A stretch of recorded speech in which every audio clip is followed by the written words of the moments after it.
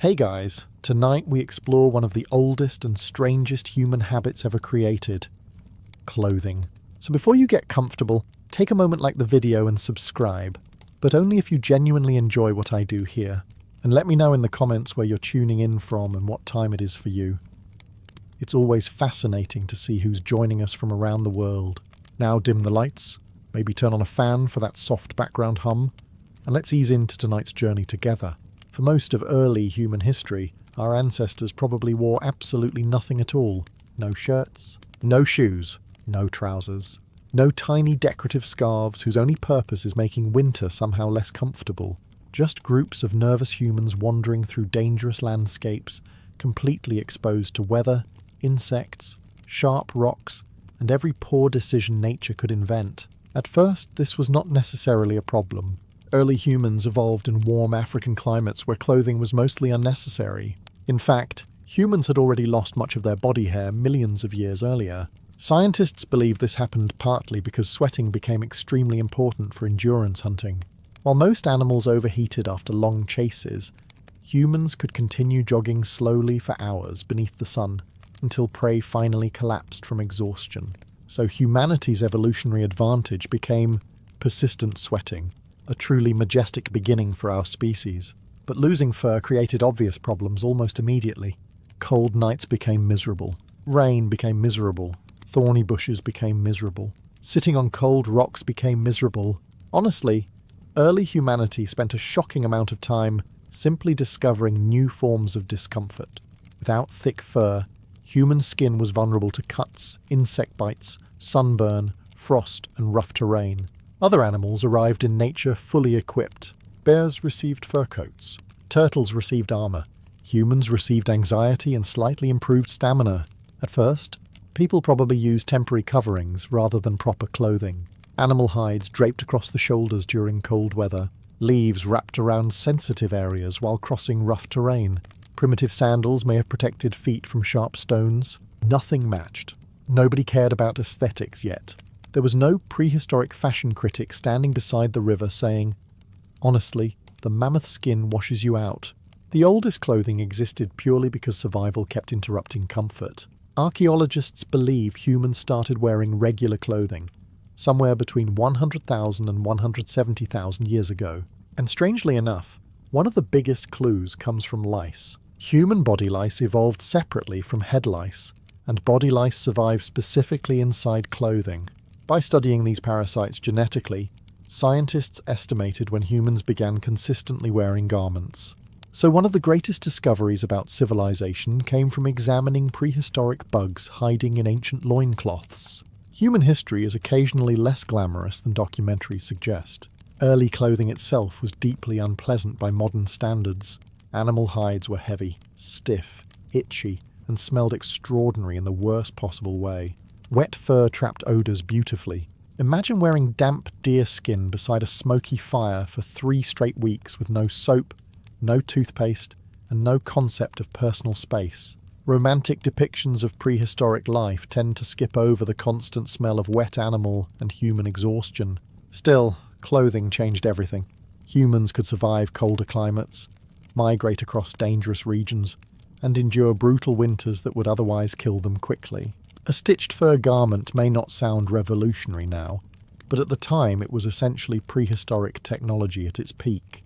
And unfortunately, once humans realized clothing could protect the body, it did not take long before they realized clothing could impress other humans too.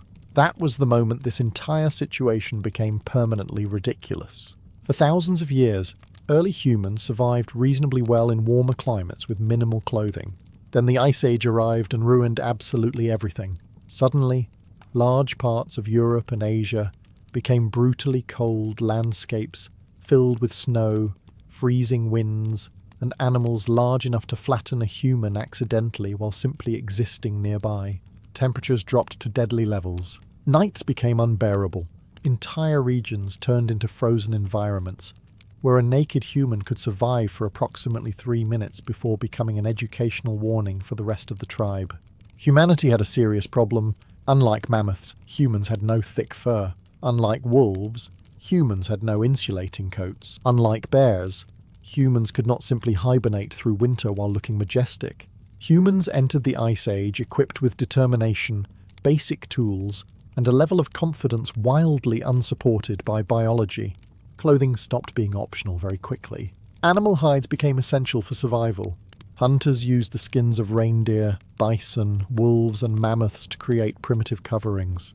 Ironically, the same animals trying to kill humans often became humanity's best protection against freezing weather afterward. Nature really enjoys recycling, but making useful clothing was incredibly difficult. Fresh hides rotted quickly. Wet fur became heavy and foul-smelling. Frozen skins turned stiff as wood. Early humans had to scrape fat from hides using stone tools, dry them carefully, soften them repeatedly, and eventually stitch pieces together using bone needles and animal sinew. This process probably took enormous effort. One proper winter outfit may have required multiple animal hides and days of labour. And unlike modern clothing stores, there was no exchange policy if the stitching failed halfway through a snowstorm. Archaeologists have discovered ancient bone needles dating back tens of thousands of years, proving early humans developed surprisingly advanced sewing techniques.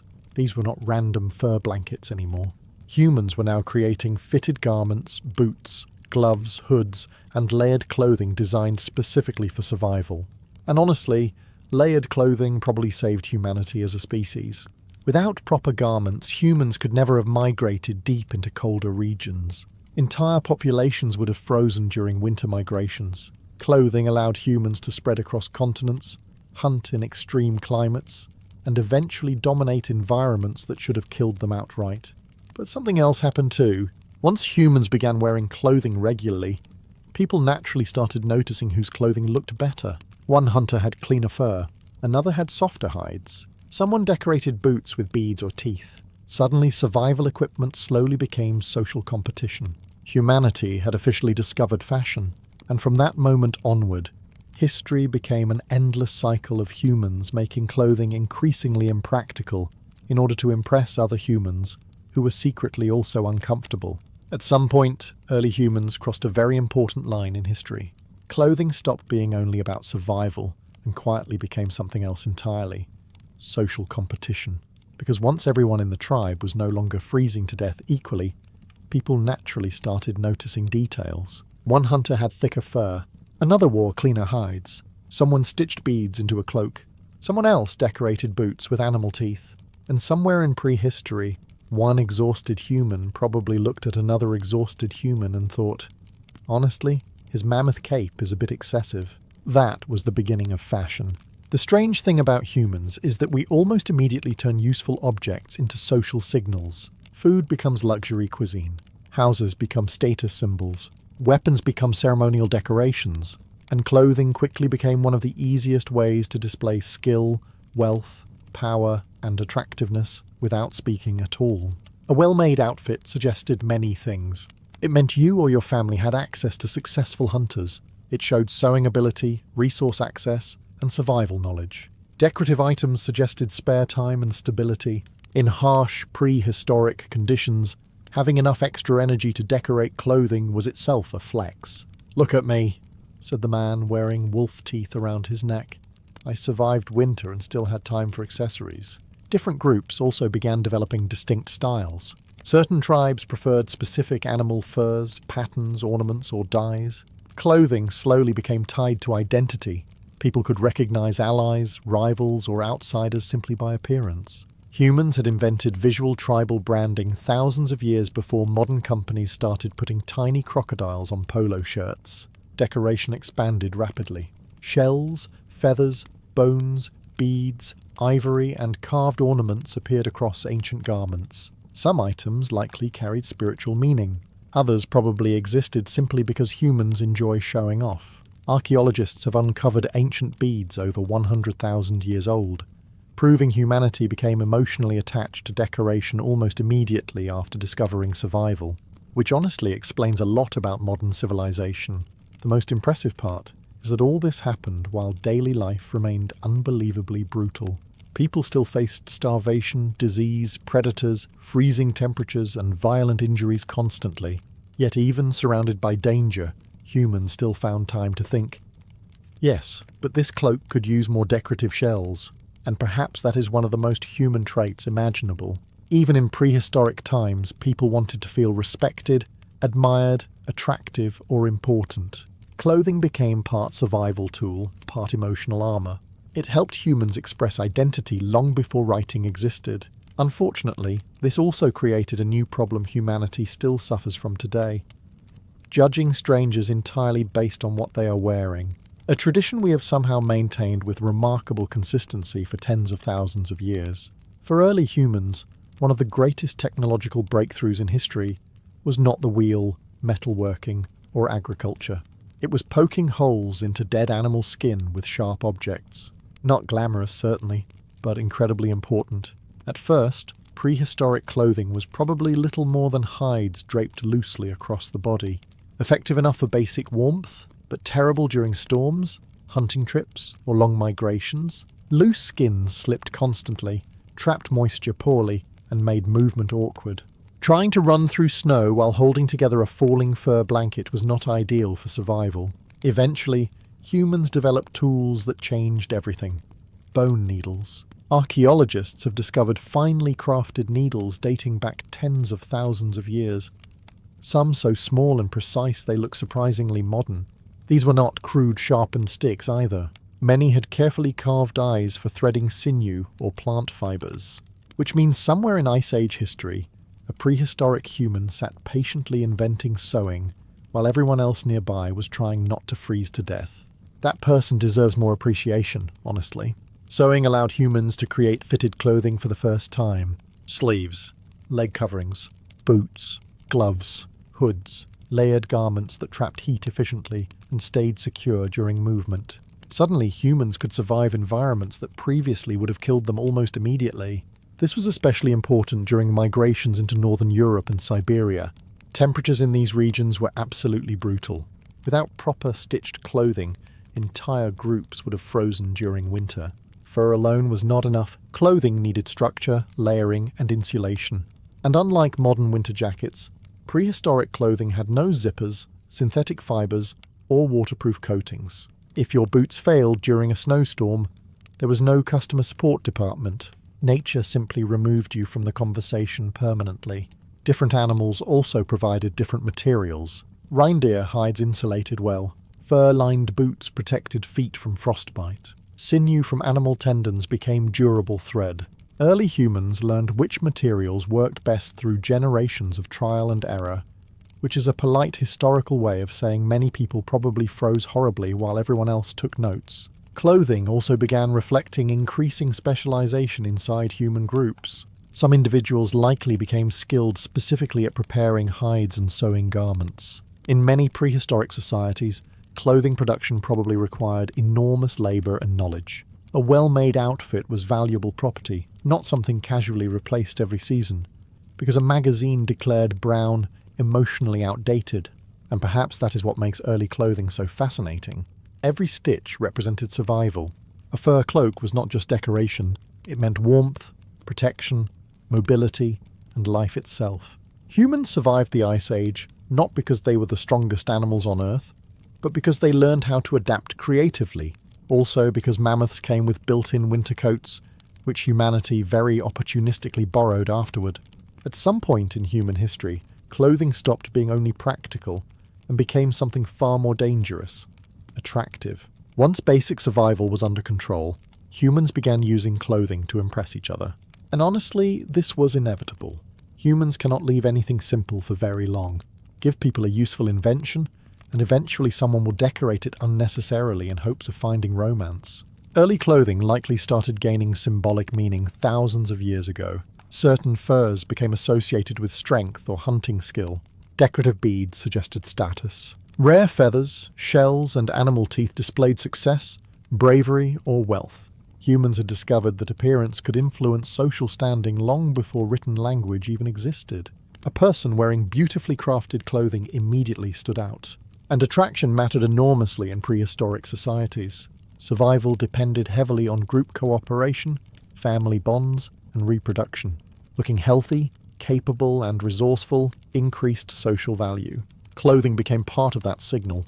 A well-dressed hunter appeared skilled. A carefully decorated woman might signal family connections, craftsmanship, or access to valuable resources. In simple terms, prehistoric humans accidentally invented peacocking. Other animals already did similar things. Birds displayed bright feathers.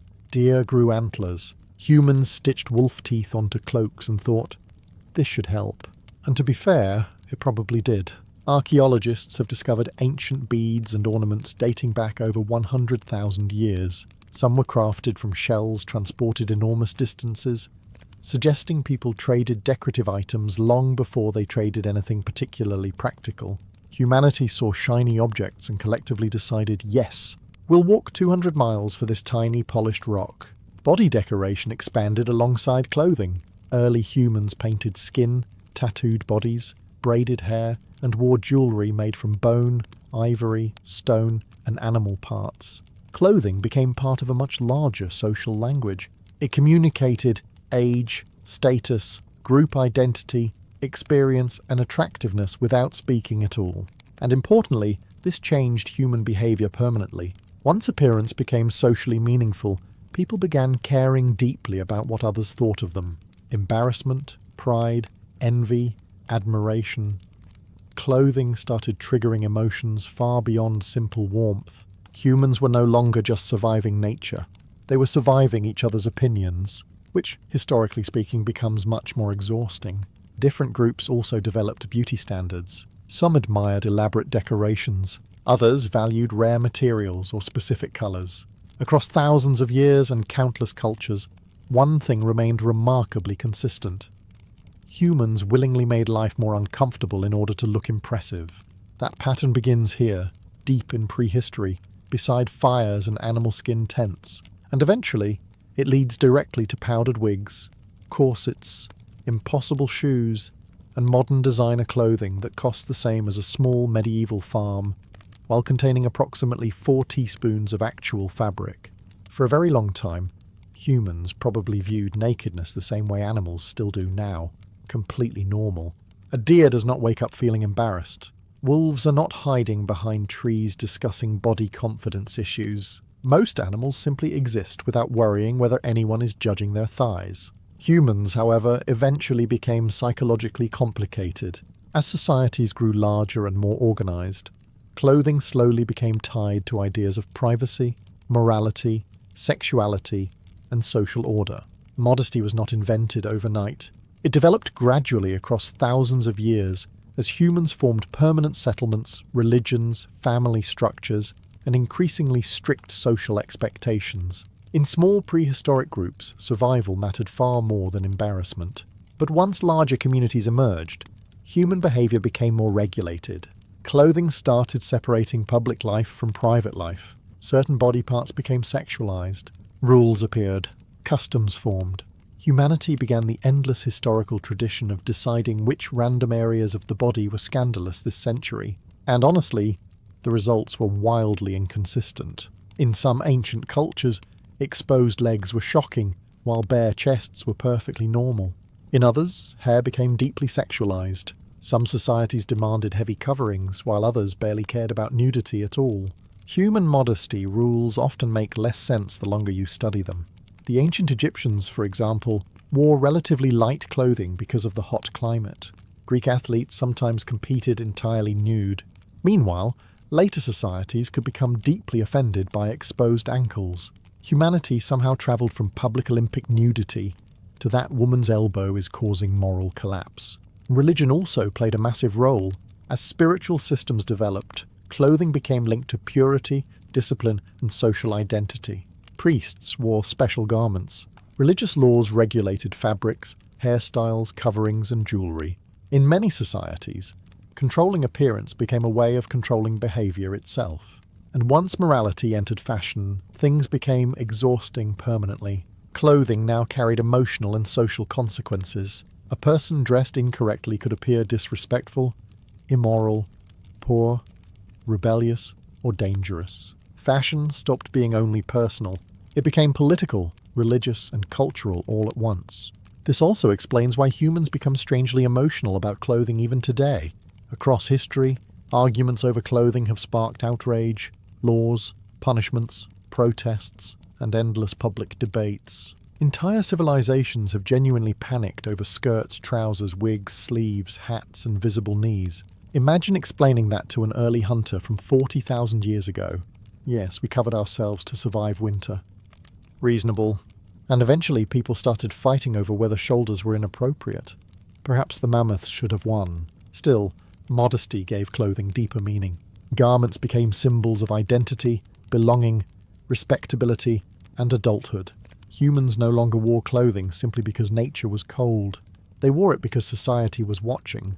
And unfortunately for humanity, society never really stops watching once it starts. As human civilizations grew larger, clothing stopped being just personal expression and became something far more powerful, a way to separate people. Very quickly, societies realized clothing could instantly reveal wealth, status, profession, religion, and power, without anyone speaking a single word. A king dressed differently from a farmer. Priests wore sacred garments. Soldiers wore uniforms. Merchants displayed expensive fabrics. Slaves and labourers often wore rough, simple clothing designed more for practicality than dignity.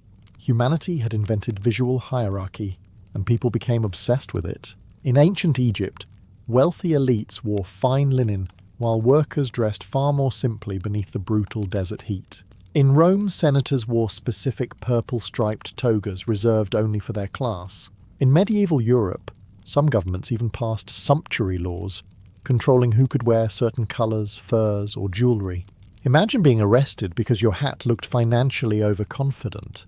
Purple dye became especially famous because it was incredibly expensive to produce. In some ancient societies, purple clothing was restricted almost entirely to royalty and emperors. Thousands of sea snails had to be processed just to create small amounts of dye. Entire coastlines reportedly smelled horrific from production. Humanity looked at mountains of rotting shellfish and thought, yes, this will symbolize elegance. And somehow it worked. Clothing also became deeply tied to labor. Farmers needed durable garments. Hunters required mobility. Nobles preferred decorative clothing, proving they did not perform physical work themselves. Long sleeves, delicate fabrics, pale skin, and elaborate accessories all quietly communicated the same message. I am wealthy enough not to carry heavy objects, which remains surprisingly consistent even today. The richer societies became, the more impractical elite fashion often grew. Massive robes, delicate embroidery, impossible hairstyles, and restrictive garments showed that wealthy people had servants, free time, and protection from ordinary labor.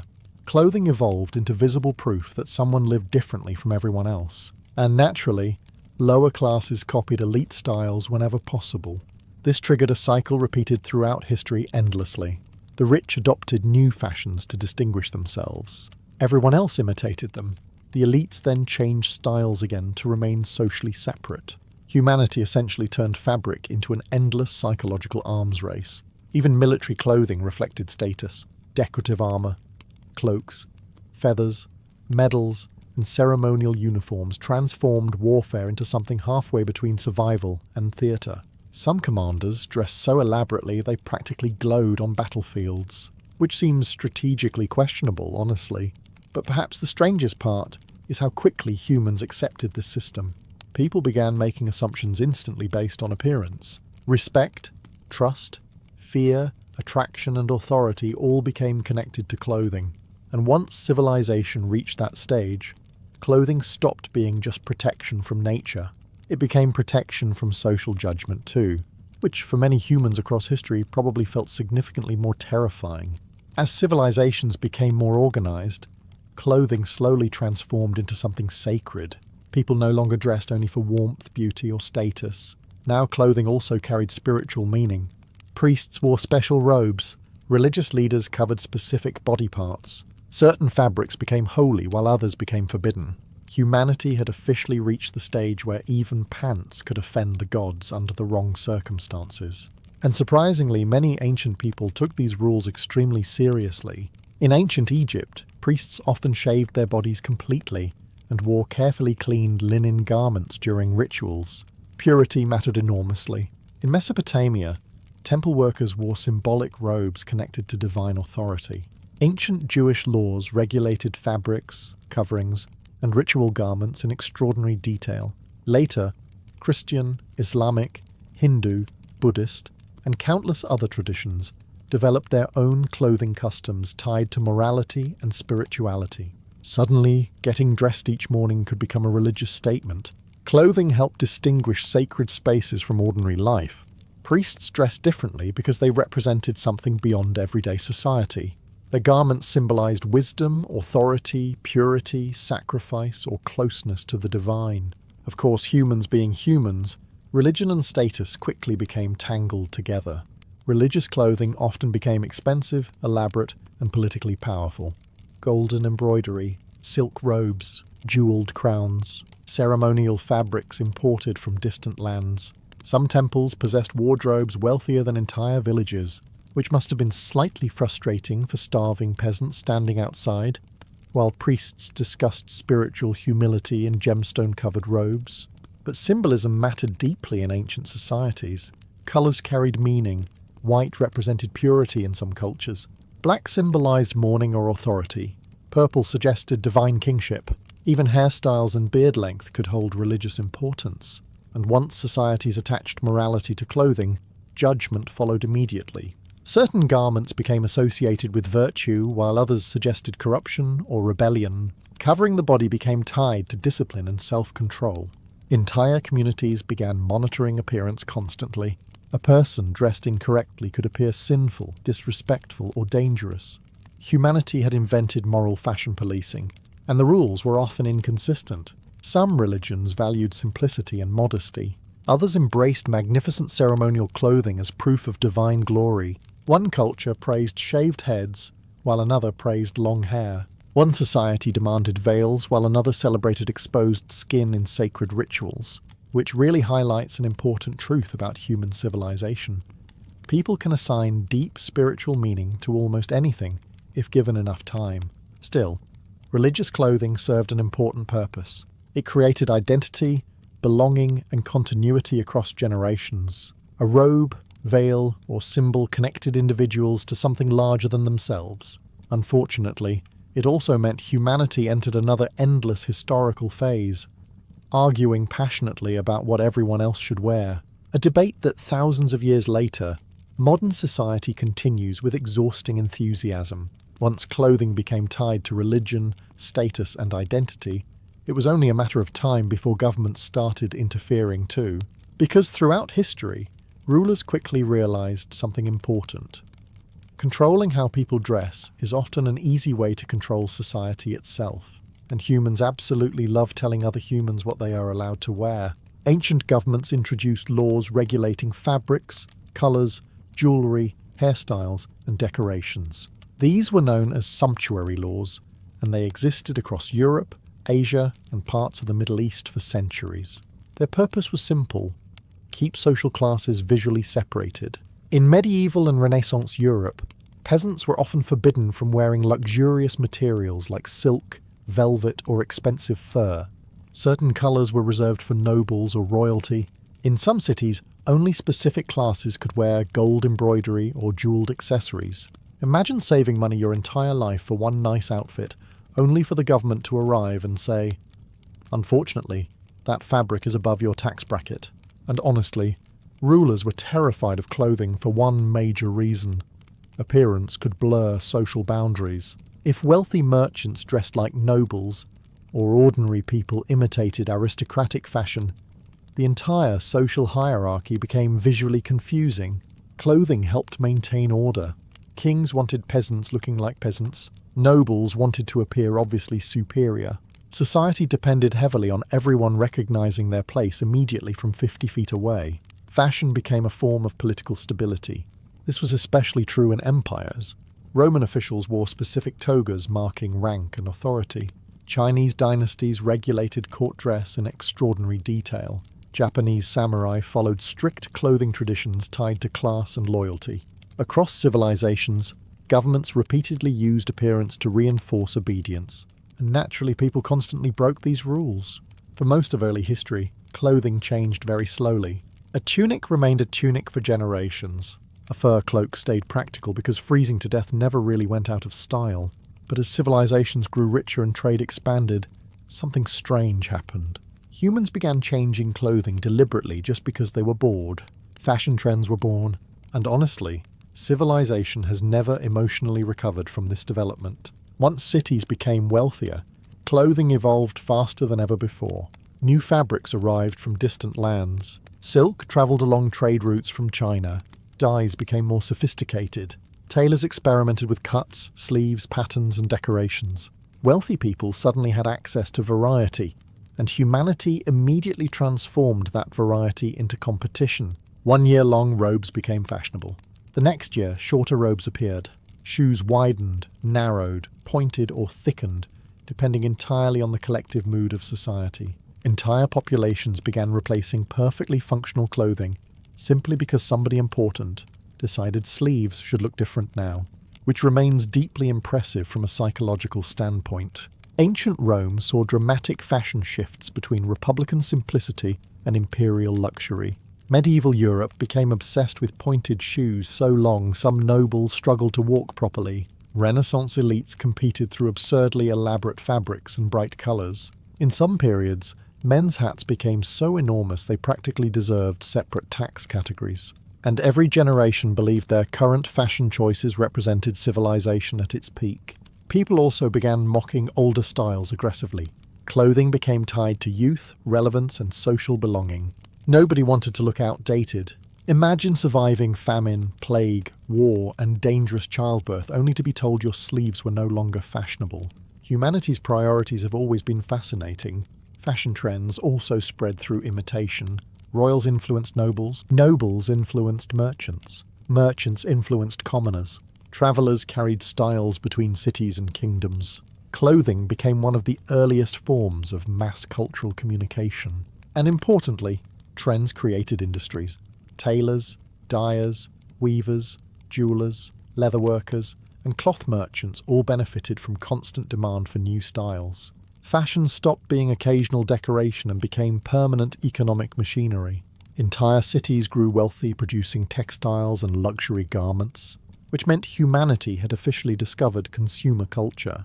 People now purchased clothing not only because they needed it, but because they wanted social approval, admiration, attraction, or status. The emotional connection between identity and appearance became stronger with every century, and this process accelerated endlessly. Because once humans discovered they could reinvent themselves through clothing, fashion stopped being about protection entirely. It became aspiration, fantasy, performance. A poor man could dress like a wealthy man. A nervous person could appear powerful. A ruler could dress like a god, all through fabric. Which is remarkable when you remember this entire story began with exhausted prehistoric humans wrapping dead animal skin around themselves because winter was becoming unbearable. As societies became more complex, clothing stopped being just about class or status. It also became one of humanity's favourite ways to separate men and women into carefully organised social roles. And history took this responsibility extremely seriously. Different cultures created strict expectations about how men should dress, how women should dress, what colours they could wear, how much skin they could show, how long their hair should be, and even how they were allowed to stand, walk, or sit while wearing certain garments. Humanity essentially turned fabric into a full-time behavioural instruction manual. In many ancient societies, men's clothing emphasised strength, authority, or military readiness. Women's clothing often emphasised modesty, fertility, beauty, or domestic roles. Loose robes, layered gowns, veils, jewellery, armour, belts, hairstyles. Every detail slowly became connected to larger ideas about masculinity and femininity. And once societies establish appearance rules, people become deeply emotional about them almost immediately. In ancient Rome, respectable women wore garments different from prostitutes or enslaved women. Medieval Europe associated long flowing hair with femininity and virtue. In some cultures, warriors wore highly decorative clothing that modern societies might consider flamboyant, proving once again that fashion rules are largely invented and change constantly depending on the century. High heels themselves originally became popular among aristocratic men before later shifting toward women's fashion, which means somewhere in history, a nobleman proudly walked through a palace in heels while confidently believing future generations would absolutely understand his vision. They did not. Clothing also physically shaped behavior. Long skirts restricted movement. Heavy robes changed posture. Tight garments controlled body shape. Certain outfits made physical labor difficult, reinforcing social expectations about who should work and who should remain decorative. Victorian women later perfected this concept by dressing themselves like beautiful but medically compromised furniture. But even in earlier eras, clothing often limited freedom intentionally. Restrictive garments symbolized wealth because they proved the wearer did not need practical mobility. If you could barely walk without assistance, congratulations. Society assumed you were rich enough to avoid useful tasks entirely. Men faced pressures too. Armor was heavy. Ceremonial uniforms were uncomfortable. Royal fashion could become absurdly elaborate.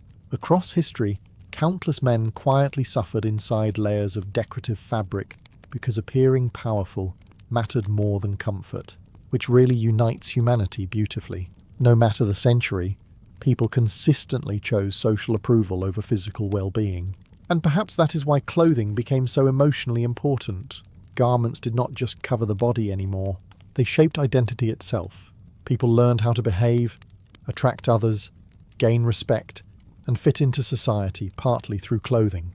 By this point in history, humans were no longer simply wearing clothes. In many ways, the clothes were beginning to wear them. At some point, clothing stopped being mainly about survival, modesty, or social order, and became something else entirely: luxury. Humans had now reached the stage where fabric itself could become a display of wealth so extreme that entire fortunes were spent on garments designed mainly to impress other wealthy people standing nearby pretending not to care. Civilization was progressing beautifully. As trade routes expanded across Europe, Asia, Africa, and the Middle East, rare materials became highly valuable. Silk from China amazed foreign civilizations with its softness and shine. Fine cotton, velvet, lace, satin, and exotic dyes became symbols of status. Wealthy elites competed constantly through clothing, often wearing outfits so expensive they could have fed entire villages for months. But feeding peasants rarely sparkled under candlelight, so priorities remained clear. Silk became especially prized because producing it required enormous labour and long-distance trade. In some societies, only royalty or nobles could legally wear certain silks or colours. Merchants crossed deserts and oceans transporting luxury fabrics because humans are apparently willing to risk death for sufficiently attractive textiles. And honestly, they still are. Luxury fashion also became intentionally impractical. Long trains dragged through dirt. Sleeves widened to ridiculous proportions. Delicate fabrics tore easily. Massive wigs required constant maintenance. Clothing became less about function and more about proving the wearer lived above ordinary life. A wealthy person dressed in fragile white silk was essentially announcing, "I personally never carry anything heavier than political opinions." Jewellery expanded alongside luxury clothing. Gold embroidery, pearls, gemstones, silver thread, fur trim, decorative buttons, and elaborate lace transformed garments into walking displays of financial power. European courts became especially obsessed with excess. Kings and nobles competed endlessly through appearance, often changing outfits multiple times per day. Which sounds exhausting, honestly. Ancient farmers probably owned one shirt and slept peacefully every night, while aristocrats suffered emotional breakdowns over ribbon coordination. Luxury clothing also created enormous industries. Entire cities specialized in weaving, dyeing, tailoring, embroidery, shoemaking, and jewelry production. Fashion became a major economic force connecting continents through trade networks, and naturally, counterfeit luxury appeared almost immediately. Cheaper imitations flooded markets as ordinary people tried copying elite styles without elite budgets. Humanity invented fake designer culture centuries before modern handbags. Some things truly never change. Perhaps the strangest part is how emotional luxury clothing became. Expensive garments represented aspiration, power, beauty, and social acceptance all at once. People risked debt, ridicule, and even punishment to appear wealthier through clothing, because by now, humanity had attached enormous psychological meaning to appearance. Clothing was no longer just something humans wore. It had become a dream people wrapped around themselves, hoping others would believe it too. By the time ancient civilizations grew into massive empires, clothing had become something far bigger than personal expression. It became a symbol of civilization itself. People judged entire cultures based on appearance. The Greeks and Romans often described foreign tribes as barbaric, partly because of how they dressed.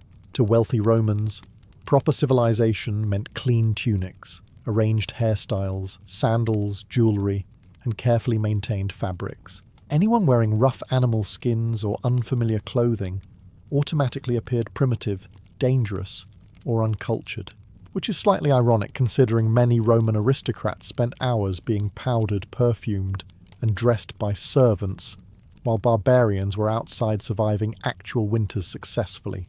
Still, appearance mattered enormously in ancient societies. Clothing represented order. A dressed body symbolized discipline, structure, and belonging to civilization. Nakedness became increasingly associated with poverty, savagery, punishment, or humiliation. Even though humanity itself had spent most of its existence naked beside campfires arguing over whose spear was missing, empires also used clothing to spread cultural influence.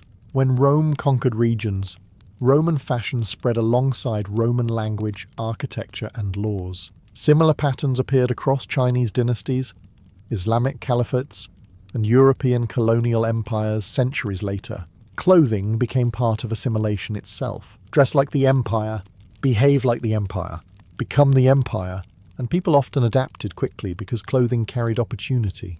Wearing the dominant culture's fashion could improve status, trade access, political trust, or social acceptance. Appearance opened doors long before resumes existed.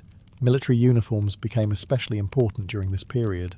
Armies needed visual unity. Soldiers dressed alike to create discipline, identity, and intimidation. Matching armor and colors transformed thousands of frightened individuals into something psychologically larger, which remains one of humanity's favorite tricks. Dressing groups identically until everyone feels more powerful. But civilizations also feared foreign clothing deeply. New styles from outside cultures could trigger panic, outrage, or accusations of moral decline. Throughout history, older generations repeatedly complained that younger people dressed strangely, and society was collapsing because of it. Ancient Rome complained about excessive luxury. Medieval leaders attacked foreign fabrics. Later, Europeans panicked over changing hairstyles, trousers, cosmetics, and imported fashions. Humanity has apparently spent several thousand consecutive years saying, "Young people today are dressing incorrectly," and somehow civilization survives every time. By now, clothing had absorbed enormous meaning. It represented class, religion, morality, politics, civilization, and identity simultaneously. A simple garment could communicate where someone came from, what they believed, how wealthy they were, and whether society considered them respectable, which is remarkable when you remember how this entire story started. Early humans originally wore clothing because freezing naked in the snow was unpleasant. Everything after that became increasingly emotional, complicated, and occasionally ridiculous. By the modern era, humans had technically mastered clothing. We understood fabrics, tailoring, insulation, dyes, sewing, and mass production. Entire industries existed to create garments safer, lighter, warmer, and more comfortable than anything our ancestors could imagine. Naturally, humanity immediately used this progress to invent deeply uncomfortable fashion trends all over again. Because despite thousands of years of technological advancement, human psychology remained remarkably consistent. People still wanted status, beauty, admiration, power, attraction, and belonging. Clothing continued serving emotional needs far beyond practicality. And modern fashion became faster, louder, and far more exhausting. Industrialization transformed clothing forever. Factories produced garments quickly and cheaply. Ordinary people suddenly gained access to styles once reserved for elites. Fashion trends spread rapidly through newspapers, magazines, photography, film, television, and eventually social media. Humanity entered the age of permanent comparison. In earlier centuries, trends might change slowly over decades. Modern fashion could reinvent itself every season. One year trousers widened. The next year they narrowed dramatically. Hairstyles rose upward, flattened downward, disappeared entirely, then returned 20 years later pretending everything was new. And honestly, fashion history sometimes feels less like progress and more like humanity suffering from collective memory loss every generation. Modern societies also inherited many ancient ideas about clothing. Expensive fashion still signals wealth. Uniforms still represent authority. Formal clothing still communicates professionalism. Certain colours still carry emotional meaning. People continue judging intelligence, trustworthiness, attractiveness, and success within seconds based partly on appearance. Prehistoric humans wearing decorated animal skins beside fires would probably understand modern luxury brands immediately. Modern fashion also created entirely new forms of anxiety. Advertising convinced people they constantly needed new clothes, new trends, new body standards, and new identities. Clothing became tied to celebrity culture, consumerism, and self-worth in ways previous civilizations could barely imagine. And yet the emotional core stayed the same. Humans still dress partly to survive weather, but also to feel accepted, admired, powerful, attractive, unique, or safe. A business suit, wedding dress, military uniform, leather jacket, luxury handbag, or favourite hoodie all carry emotional meaning beyond fabric itself. Clothing became part of how humans tell stories about themselves, which is fascinating when you remember the original reason humans started wearing clothes was probably much simpler. Ancient humans were cold.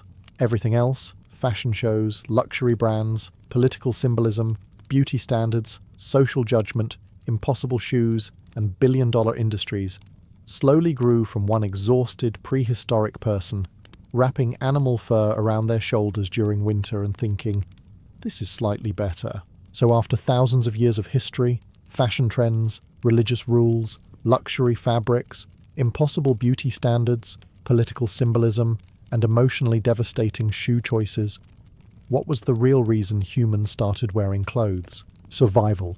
At its core, clothing began because humans evolved into strangely vulnerable creatures.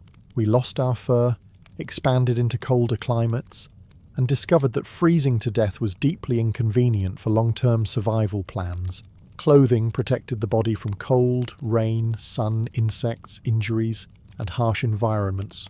Without it, humanity could never have spread across much of the planet. The first clothes were not fashionable.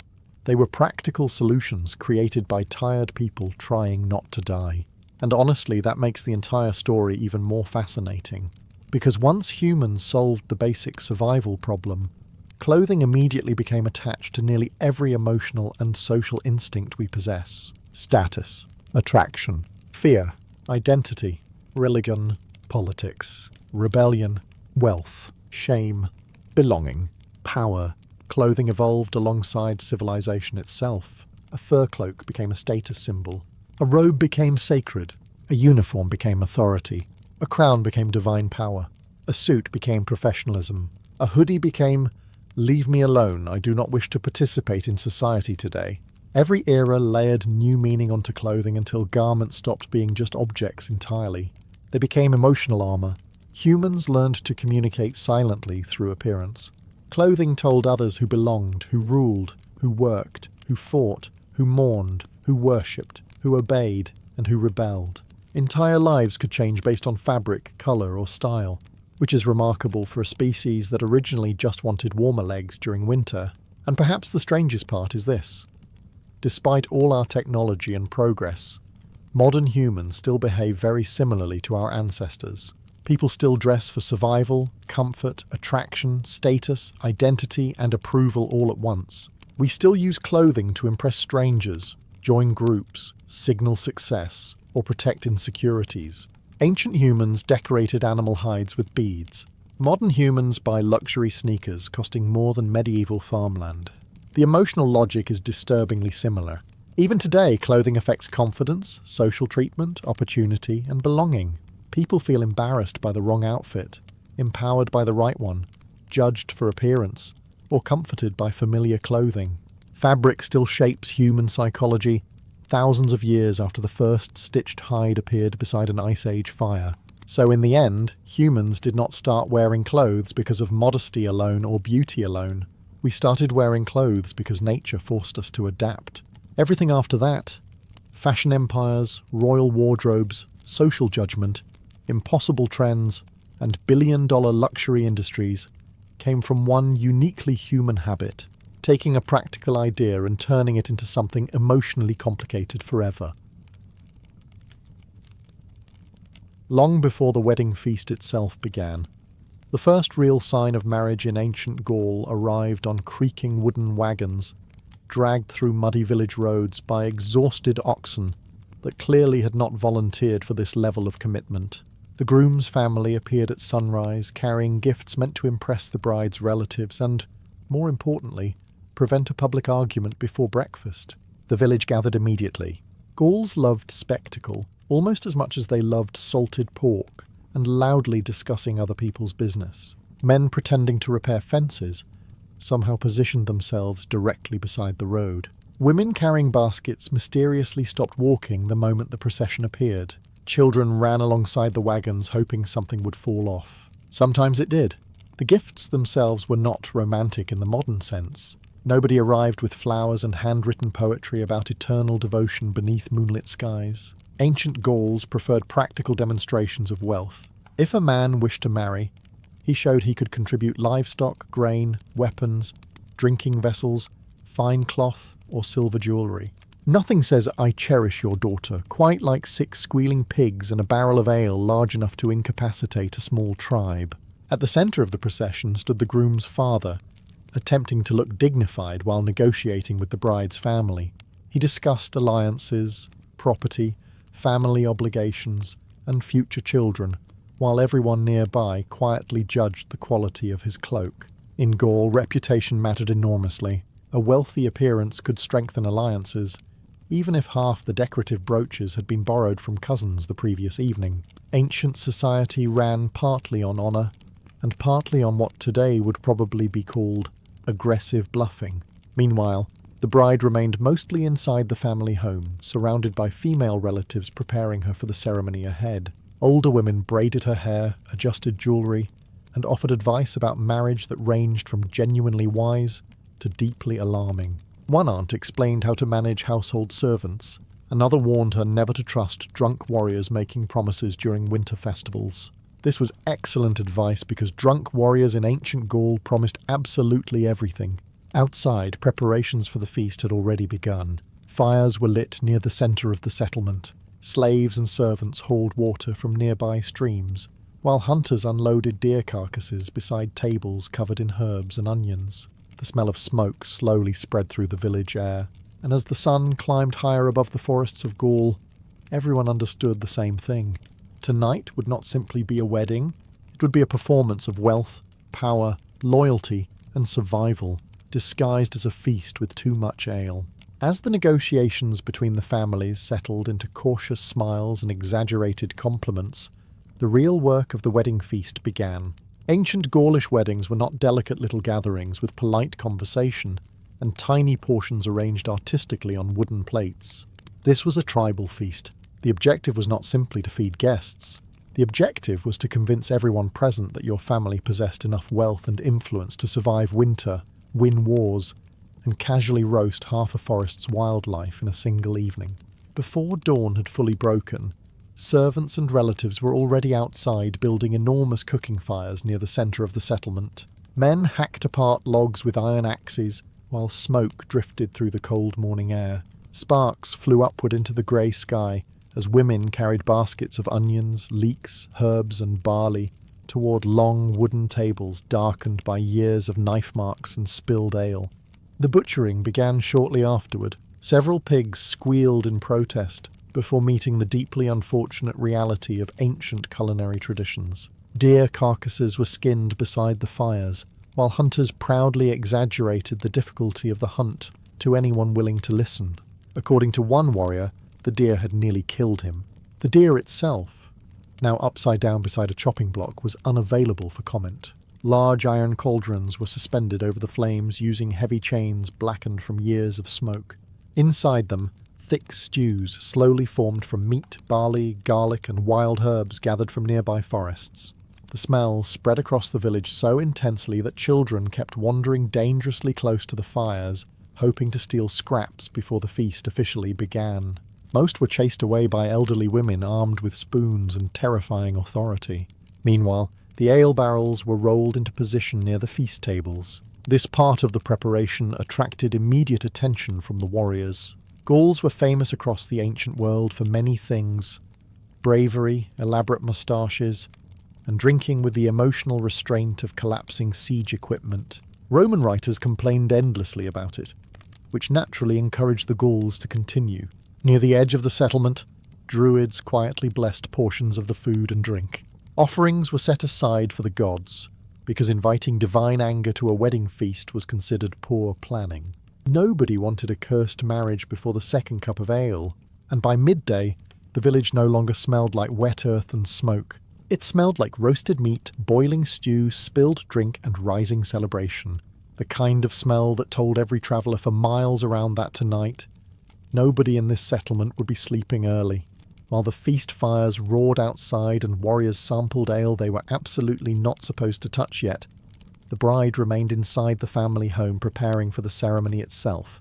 This process took hours, partly because ritual mattered deeply in ancient Gaul, and partly because no gathering involving extended relatives had ever moved efficiently in human history. The small wooden house buzzed with activity. Female relatives crowded around the bride, adjusting jewellery, tightening belts, and arguing over fabrics with the intensity of military commanders planning a siege. One aunt insisted the blue wool shawl symbolised prosperity. Another claimed it made the bride look pale. A third woman contributed nothing except criticism, a sacred family tradition stretching back thousands of years. The bride's clothing reflected both status and tribal identity. Fine-dyed wool was expensive, especially colours like deep blue, green or red, which required costly natural dyes and skilled labour. Bronze bracelets decorated her wrists, while heavy necklaces rested against her chest. Some wealthier families displayed imported ornaments traded through distant routes connecting Gaul to Rome and beyond. Nothing impressed neighbouring tribes quite like casually wearing jewellery from lands they could not pronounce. Her hair was carefully braided and pinned using metal clasps, polished until they reflected firelight. Perfumed oils made from herbs and flowers were rubbed into the braids to mask the less glamorous realities of Iron Age village life. Ancient Gaul smelled many things on a daily basis: smoke, livestock, wet leather, sweat, brewing ale, muddy dogs, and occasionally victory. Lavender helped where it could. Meanwhile, the groom prepared separately with the men of his family. Compared to the bride's careful preparation, this process was dramatically simpler. Warriors inspected his cloak, adjusted his belt, handed him ceremonial jewellery, and told him not to embarrass himself during the feast. Several older men immediately followed this advice by becoming drunk before noon. Outside, musicians tested horns and drums near the feast area. The deep sound echoed across the settlement, while children chased one another between the tables. Dogs wandered beneath benches searching for scraps before the food had even arrived. Somewhere nearby, two cousins started wrestling for reasons neither of them fully understood anymore. As the afternoon sun lowered above the forests, the atmosphere slowly changed. What had begun as preparation now felt ceremonial. Guests gathered closer to the centre of the village. Druids moved quietly among the families.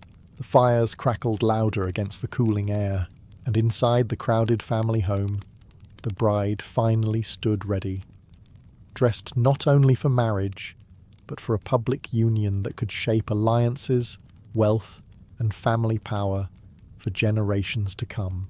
As evening approached, the ceremony finally moved outside. The fires burned brighter now against the darkening sky, sending waves of smoke above the rooftops while the entire village gathered near the central clearing. This was the moment everyone had been waiting for, not the marriage itself necessarily. Ancient Gauls respected marriage, of course, but they respected public spectacle even more. The procession began with musicians. Men carrying long bronze horns stepped forward first, blowing deep notes that echoed across the surrounding forests. Drummers followed behind them, striking heavy rhythms that vibrated through the ground beneath the crowd's feet.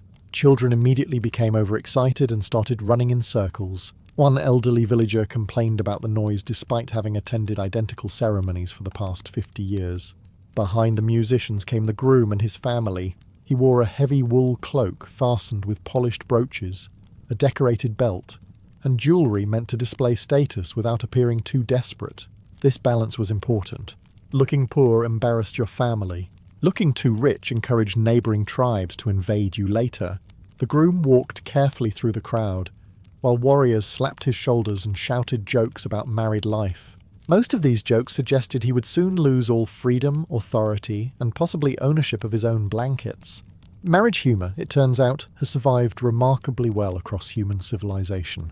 Then the bride emerged.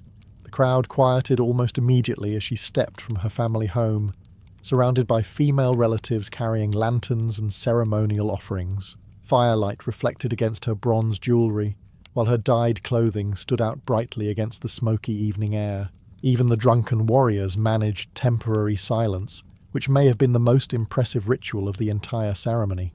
The bride's father guided her toward the centre of the settlement where the druids waited beside the fires. Offerings of bread, ale and meat had already been placed near a small sacred altar, decorated with branches and carved symbols. Marriage in ancient Gaul was not simply a personal union. It carried spiritual importance tied to family honour, tribal stability, and the favour of the gods. As the couple stood together before the gathered villagers, the druids began chanting prayers in low, rhythmic voices. Smoke drifted upward through the trees while torches flickered around the crowd. Somewhere in the darkness beyond the settlement, dogs barked at sounds nobody else could hear. And for a brief moment, beneath the noise, music, and smell of roasted meat, the wedding felt ancient, even to the people living inside it. A tradition repeated generation after generation, long before Rome arrived with its roads, taxes, and deeply exhausting opinions about everyone else's culture. Once the procession reached the centre of the village, the celebration shifted from noisy spectacle into sacred ritual, at least for a little while. Ancient Gauls were capable of solemn ceremonies, although maintaining silence near several barrels of ale was always an ambitious strategy. The druids stood waiting beside the fires, dressed in long robes stained with smoke and years of ritual use. Their presence carried enormous authority. In Gaulish society, druids acted as priests, judges, scholars, advisors, and occasionally the only people capable of stopping tribal leaders from making catastrophically stupid decisions. Even warriors lowered their voices when the rituals began. The bride and groom were guided toward a small altar built from stone and oak branches. Sacred objects rested upon it: bowls of grain, carved drinking vessels, animal bones, and bundles of herbs tied together with leather cords. Nearby, offerings of bread and roasted meat were prepared for the gods. Refusing to honour the gods before a marriage was considered an excellent way to invite disease, bad harvests, or relatives who stayed far too long after the wedding. The druid leading the ceremony raised his hands toward the crowd and began chanting prayers in the old Celtic tongue. The words rolled slowly through the evening air, while smoke drifted upward from the fires into the darkening sky. Most villagers listened respectfully. A few younger warriors quietly struggled to remain awake after spending the afternoon testing the ale barrels for safety purposes. The couple exchanged symbolic gifts before the gathered tribe. The groom offered metal jewellery and finely crafted items representing protection and prosperity. The bride presented woven cloth and household goods symbolising fertility, loyalty, and the joining of families. Marriage in ancient Gaul was not viewed as simple romance. It was an alliance, a merging of resources, bloodlines, obligations, and survival itself. At one point, both families shared ceremonial cups of ale passed carefully between them. This public act mattered deeply. Sharing drink symbolised trust and mutual loyalty. Of course, this also conveniently allowed everyone nearby to continue drinking during the sacred ritual, which greatly improved public enthusiasm for religion. Then came the vows. The promises were spoken aloud before the tribe, the ancestors, and the gods. The couple swore loyalty to one another, and to the families now joined together through marriage. Nearby torches flickered in the wind while the crowd listened in unusual silence, and as the final prayers ended, the atmosphere in the village subtly changed once again. The sacred duties were complete. The gods had been honoured. The marriage had been witnessed. Now came the part everyone truly excelled at: the feast. The moment the druids completed the final blessing, the entire atmosphere of the village changed with almost terrifying speed. Sacred silence vanished instantly beneath laughter, shouting, music, and the unmistakable sound of several warriors racing toward the ale barrels like starving wolves spotting wounded livestock. The wedding feast had officially begun. Servants carried enormous platters of roasted meat toward the long wooden tables arranged around the fires. Whole pigs glistened beneath layers of herbs and dripping fat, while deer meat roasted slowly over open flames. Bowls of thick barley stew steamed beside fresh bread, onions, apples, nuts, and soft white cheese wrapped in cloth. The smell alone could probably end small wars temporarily. Guests crowded together shoulder to shoulder along the benches. Tribal leaders sat closest to the bride and groom, naturally placing themselves near the best portions of food entirely by coincidence. They insisted. Warriors argued loudly over seating, while children crawled beneath tables stealing scraps before dogs could reach them first. The dogs, meanwhile, had accepted this challenge personally. Large drinking horns filled with ale passed constantly between guests. Gauls were famous drinkers throughout the ancient world, a fact Roman writers described with a mixture of horror and fascination. Roman authors often portrayed Gauls as wild barbarians incapable of moderation. To be fair, observing this wedding feast from a distance would not have strengthened Rome's counter-argument. Music thundered through the settlement. Horn players blasted long notes into the night, while drummers hammered rhythms around the fires. Some guests began dancing almost immediately, spinning around the clearing with enough enthusiasm to make nearby tables structurally nervous. One elderly warrior attempted to leap over a bench, failed completely, and blamed the uneven ground despite the ground having remained perfectly stationary all evening. At the centre of the celebration sat the bride and groom, now expected to host guests while surviving endless attention from both families. Relatives approached constantly offering blessings, advice, gifts, or deeply uncomfortable comments about future children. Ancient weddings across many civilizations shared one universal feature. Subtlety did not exist. As darkness fully settled across the forests surrounding the village, torchlight flickered against shields, jewellery, and drinking horns. Smoke rose into the cold night air, while laughter echoed between the wooden homes. And beneath all the noise and celebration, the feast served an important purpose beyond food and drink. This was not simply a party.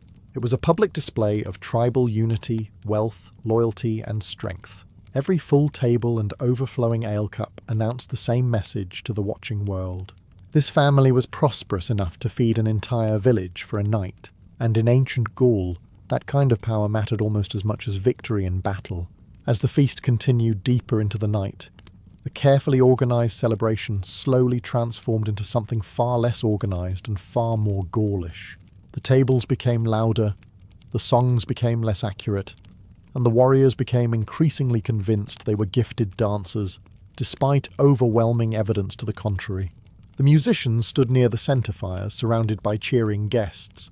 Bronze horns echoed through the settlement, while drums pounded steady rhythms beneath the night sky.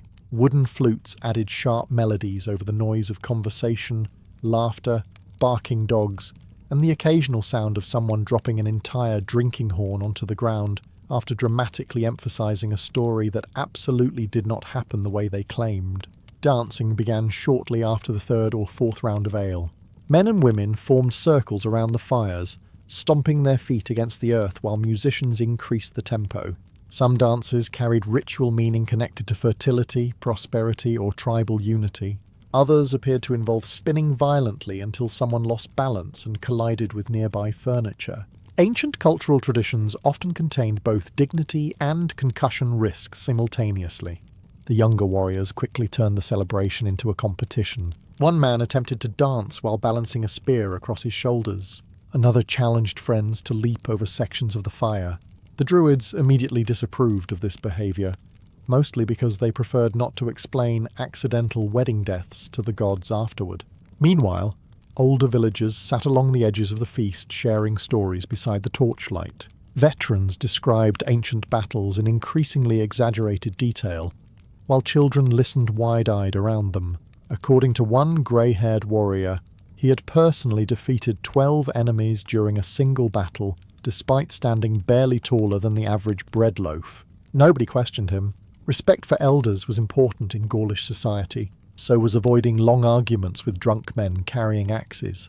At the centre table, the bride and groom continued receiving endless attention from guests. Relatives toasted their future prosperity every few minutes, ensuring the couple consumed enough ale to temporarily forget most of the evening by sunrise. One elderly aunt loudly demanded grandchildren before the musicians had even finished the second dance. Outside the ring of firelight, the forests surrounding the village remained dark and silent.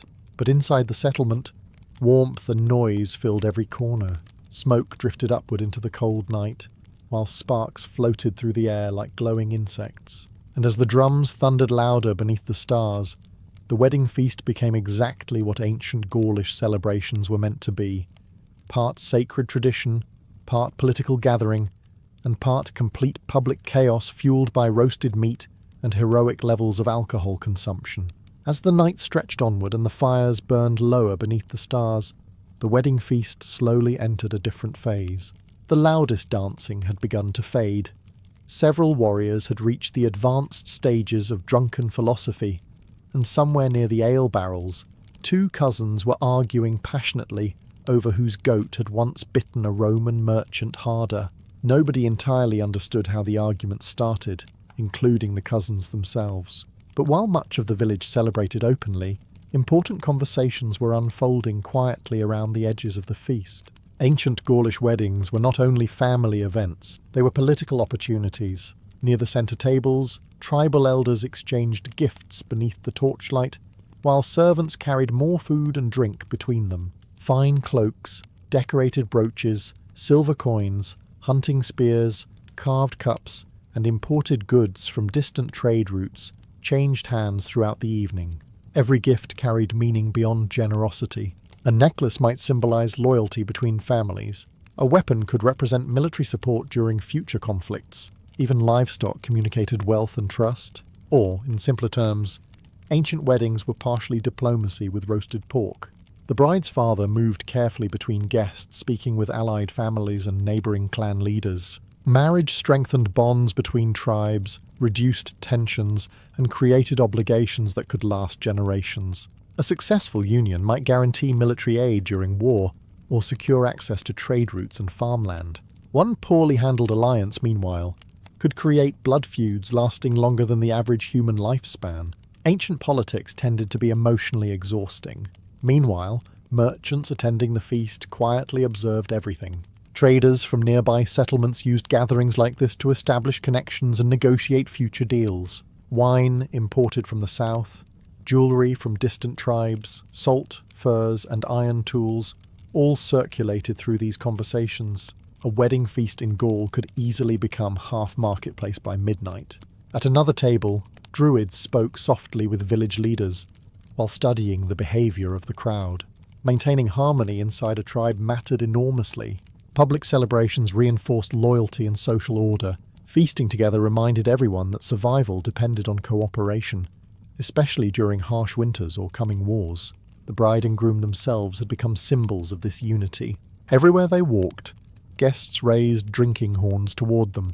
Songs were sung in their honour, while older relatives offered blessings for prosperity, strong children, and healthy harvests. One particularly drunk warrior loudly wished them at least 10 sons, which caused nearby women to laugh so hard one nearly dropped her cup into the fire.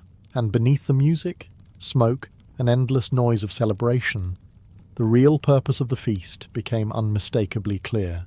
This marriage was not just joining two people together, it was binding an entire community. By the final hours of the feast, the wedding celebration had drifted into the strange, half-conscious atmosphere that only appears after an entire village spends the night eating roasted meat, drinking endless ale, and shouting over drums for 6 consecutive hours. The fires had burned low now, glowing red beneath layers of ash while smoke curled quietly into the cold night sky. Many guests still sat around the tables wrapped in heavy wool cloaks, their voices slower and rougher than before. Others had already fallen asleep, wherever gravity finally defeated them. Beside benches, against walls, underneath tables, and in one unfortunate case, directly beside a goat that seemed equally confused by the situation. The musicians continued playing, although with noticeably less enthusiasm than earlier in the evening. One horn player missed several notes entirely and pretended it was intentional artistic expression. The drummers slowed their rhythms, while dancers stumbled through exhausted final movements around the fires. At the edge of the settlement, older women cleaned wooden platters, while servants collected empty drinking vessels scattered across the ground. Dogs wandered triumphantly between the tables, devouring scraps abandoned during the feast. Somewhere nearby, a warrior loudly swore eternal friendship to a man whose name he had forgotten halfway through the sentence. Near the centre fire, the bride and groom remained surrounded by close family members. The formal rituals were complete now, but ancient Gaulish weddings often continued deep into the night with storytelling, blessings, and final offerings to the gods. Elder relatives spoke quietly about ancestors, family honour, and the responsibilities awaiting the newly married couple. Marriage was not viewed as personal happiness alone. It meant duty to family, tribe, land, and future generations. Before the celebration finally ended, the Druids approached the couple one last time to offer closing prayers beside the dying fires. Small offerings of grain and ale were poured into the flames as thanks to the gods for protecting the union. The crowd fell unusually silent, while sparks drifted upward into the darkness above the village, and for a brief moment, the exhausted settlement seemed peaceful. No drums, no shouting, no drunken wrestling matches beside livestock, just smoke rising into the cold air while families sat together beneath the stars. By sunrise, the village would return to ordinary life. Warriors would wake with headaches strong enough to challenge spiritual belief itself. Servants would clean the remains of the feast. Farmers would return to fields and livestock. The excitement would slowly fade into memory. But for one night, deep within the forests of ancient Gaul, an entire community had gathered around firelight to celebrate survival, loyalty, family, and tradition. And like most great ancient feasts, it ended with too much ale, exhausted musicians, and at least one man sleeping beside a goat for reasons history never fully explained. Long before the sun rose above the domes and towers of Constantinople, the harbour markets were already alive with noise. The city never truly slept. It simply changed shifts. While nobles rested behind silk curtains and guarded walls, the docks below exploded into motion beneath torchlight, seawater, and the smell of 10,000 future meals waiting to be sold before noon. Ships crowded the harbours from every corner of the known world. Byzantine grain vessels arrived beside Arab trading ships, Venetian merchants, fishing boats from the Black Sea, and creaking cargo vessels overloaded with olives, wine, spices, and occasionally rats large enough to demand docking fees themselves. Sailors shouted from deck to dock, while dock workers hauled cargo through the muddy waterfront streets using ropes, carts, and levels of back pain. Modern medicine would describe as extremely concerning. Fish merchants were usually the first to begin selling. Fresh catches spilled across wooden stalls still wet from seawater. Tuna, sardines, mackerel, eel, and shellfish glistened beneath oil lamps, while sellers screamed prices loud enough to challenge military commands. Customers pushed through the crowds carrying baskets and clay jars, while arguing aggressively over quality, despite knowing full well they would buy the fish anyway. In Constantinople, bargaining was less about saving money and more about maintaining cultural traditions of mutual irritation. Nearby, bakers carried fresh bread through the streets balanced on wooden trays. The smell drifted through the harbour air almost immediately, cutting through smoke, sweat, wet rope, and the deeply suspicious odour produced by certain sections of the docks during summer. Flatbread, sesame loaves, and sweet pastries disappeared quickly into the hands of labourers, beginning another exhausting day in the empire's capital. The market streets themselves were chaotic rivers of movement. Monks walked beside soldiers. Wealthy officials squeezed past fishermen covered in scales and salt water. Translators shouted between merchants speaking Greek, Latin, Armenian, Arabic, and enough other languages to make the entire harbour sound like civilization itself was arguing with itself. And everywhere there was food. Olives piled high in woven baskets, dates from the east, honey jars sealed with wax. Wine barrels rolled across the stones while roasted nuts crackled above small street fires. Somewhere nearby, a lamb slowly turned over glowing coals while exhausted workers stared at it with the emotional intensity usually reserved for religious visions. Because feeding Constantinople was not a small task. This was one of the largest cities on earth, crowded with merchants, sailors, priests, nobles, soldiers, labourers, beggars, and travellers from 3 continents. And every single one of them expected breakfast. As the harbour markets filled with shouting merchants and exhausted sailors, another part of Constantinople had already been awake for hours. The bakeries. Bread was not simply food in the Byzantine capital. Bread was survival. Bread was politics. Bread was the fragile thread preventing several 100,000 hungry citizens from collectively deciding to overthrow somebody important before lunchtime. Emperors understood this very well. A city deprived of bread became extremely creative in expressing public dissatisfaction. Before dawn, the bakeries scattered across Constantinople glowed with firelight. Massive ovens burned through the night while workers hauled sacks of grain, kneaded dough and carried water through smoke-filled rooms, hotter than theological arguments at imperial church councils, which in Byzantium was saying something impressive. Inside the bakeries, labourers moved with brutal efficiency. Dough was slapped onto wooden tables, rolled flat, shaped into loaves, and shoved into stone ovens blackened by years of heat and ash. Sweat poured down the faces of bakers, while flour coated their clothing so completely they looked less like workers and more like angry ghosts haunting bread professionally. The smell drifting through the streets was extraordinary. Fresh sesame bread, honey pastries, flat loaves brushed with oil, and warm wheat rolls filled entire neighbourhoods with the scent of breakfast before sunrise had fully reached the city walls. Citizens emerged from cramped apartments carrying baskets and coins, hoping to buy fresh bread before supplies ran low.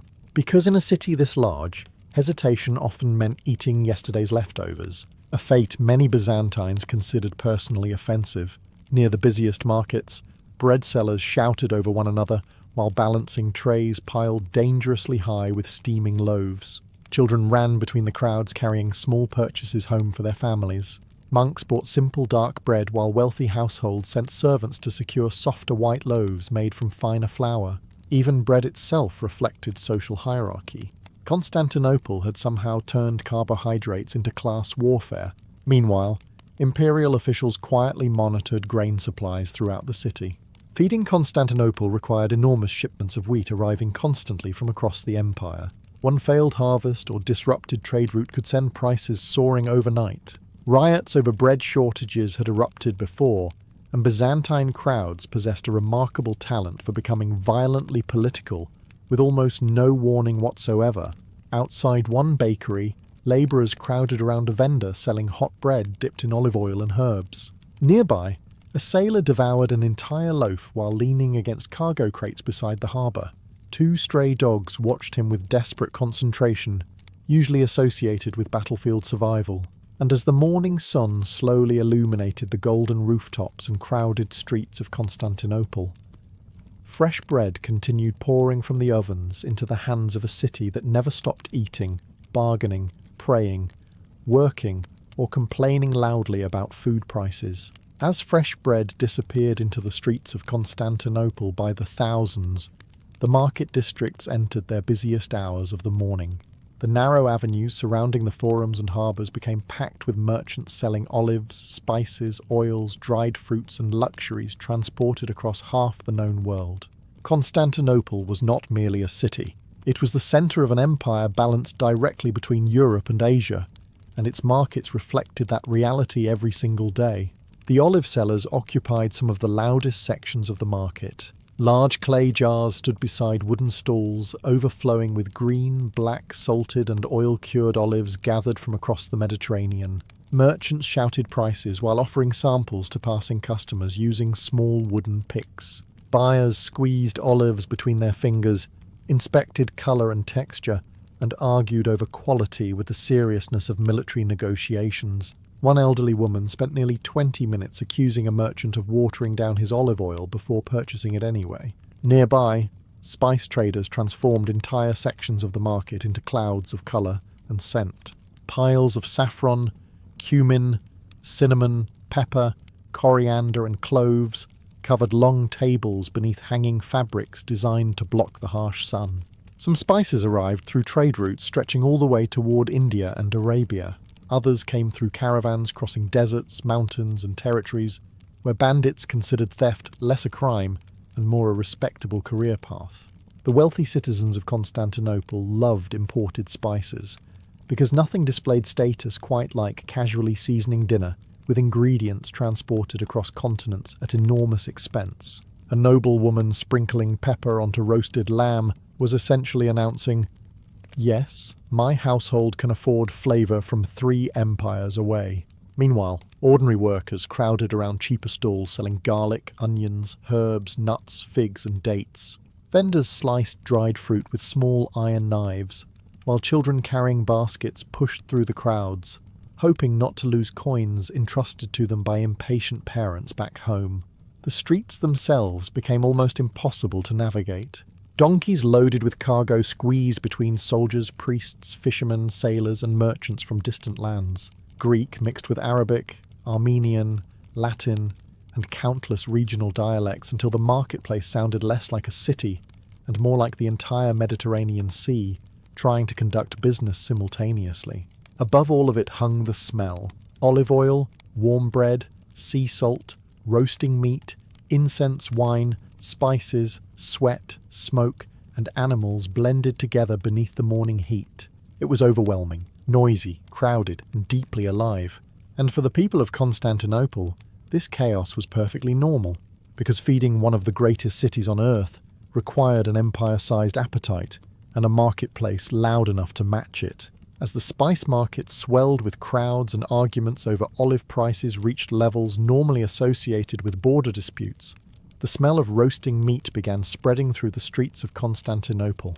By midday, the city transformed into a giant open-air kitchen feeding hundreds of thousands of people who all seemed convinced they personally deserved the freshest food available within the empire. Street food vendors lined the busiest roads near the forums, harbours and marketplaces. Smoke drifted upward from iron grills while cooks turned skewers of lamb above glowing coals blackened by years of grease and ash. Fat hissed into the flames as customers gathered nearby, staring at the meat with exhausted desperation. Constantinople was a city built on trade, religion, politics, and apparently the universal human instinct to stop functioning rationally near roasted lamb. Vendors shouted constantly to attract attention. Every seller claimed their food was the best in the district.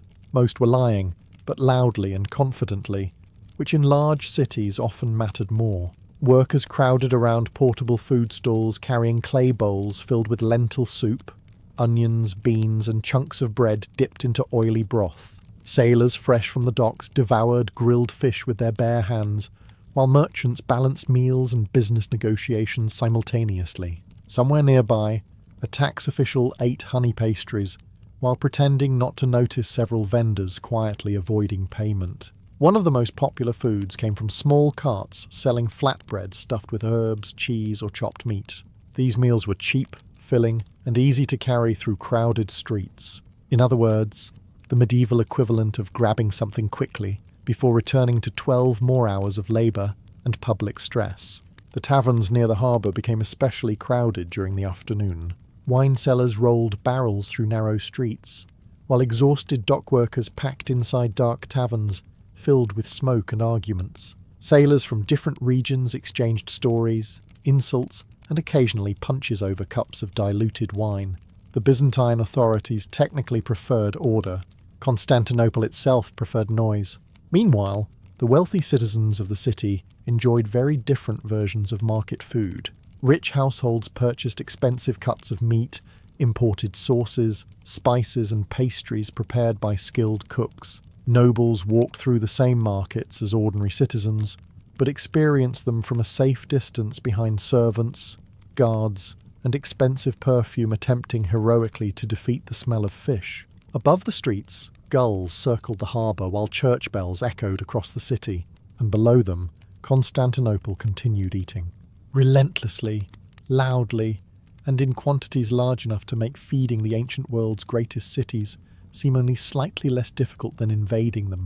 As afternoon settled over Constantinople, and the market streets reached their loudest point of the day, the wine sellers took control of the city's social life.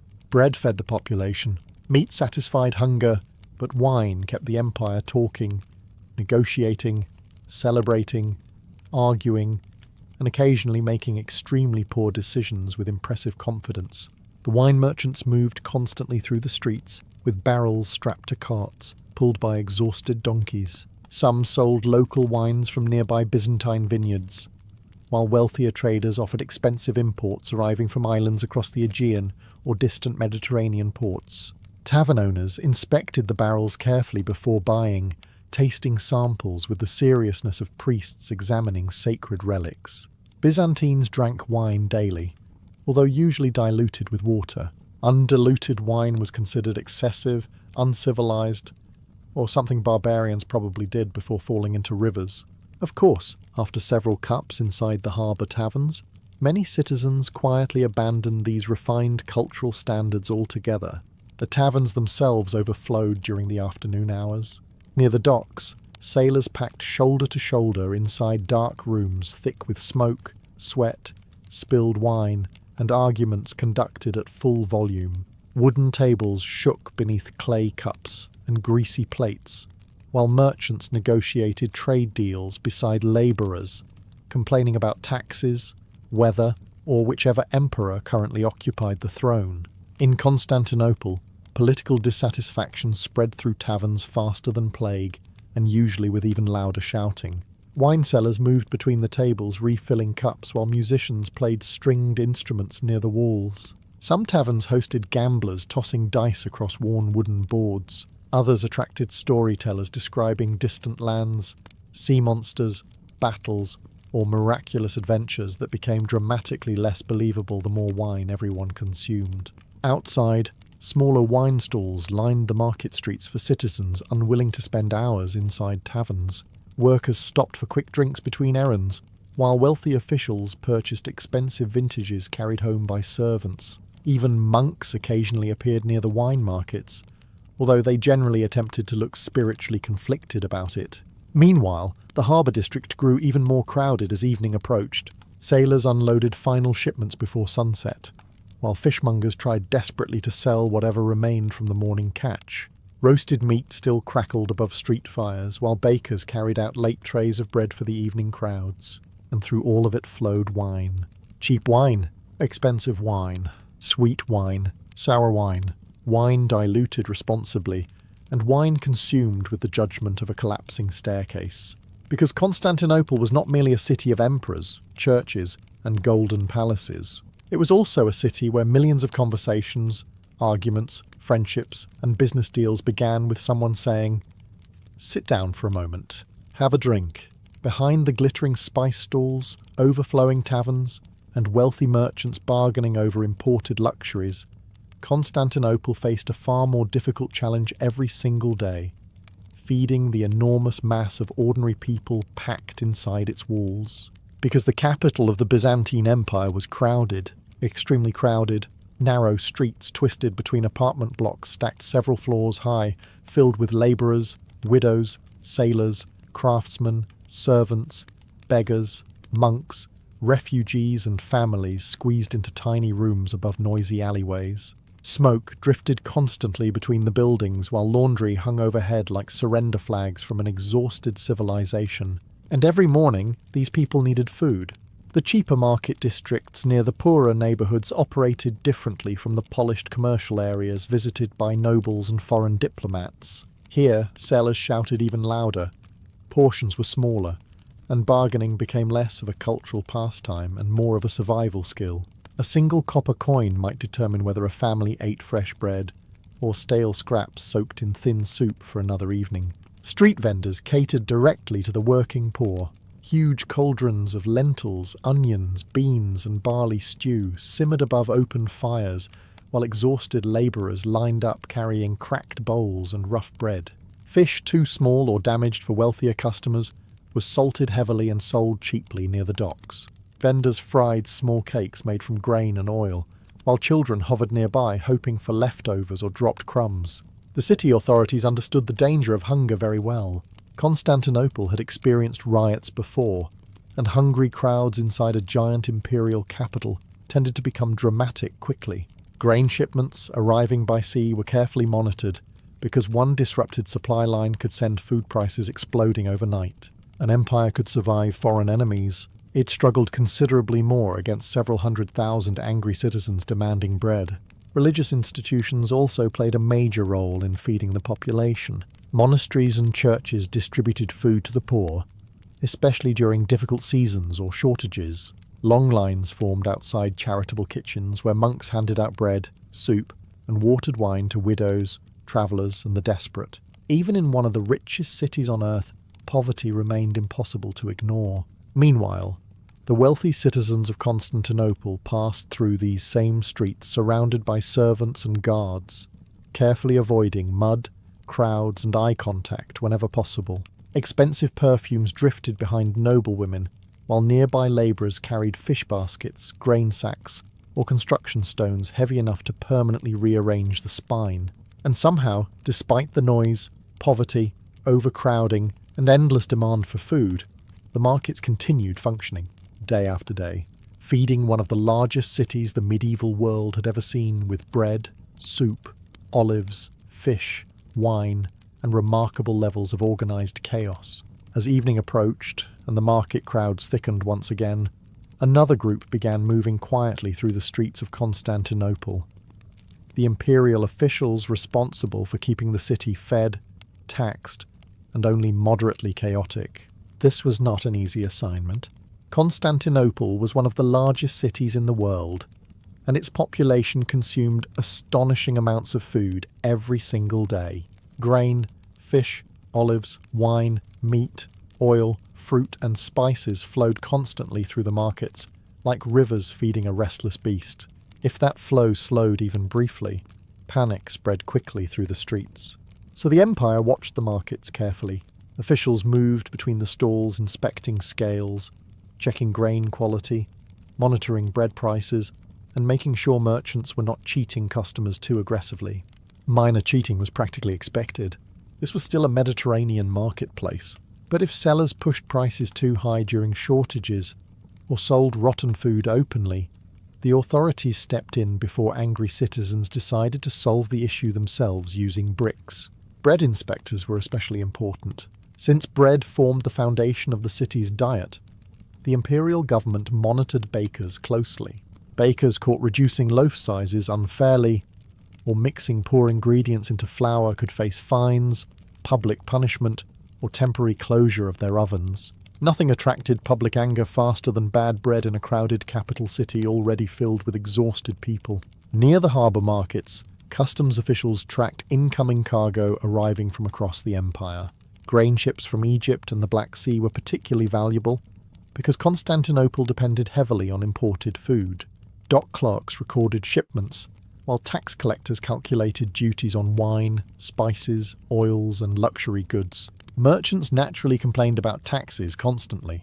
This tradition appears to have survived every civilization in recorded history. Meanwhile, soldiers patrolled the busiest market streets to discourage theft and fights.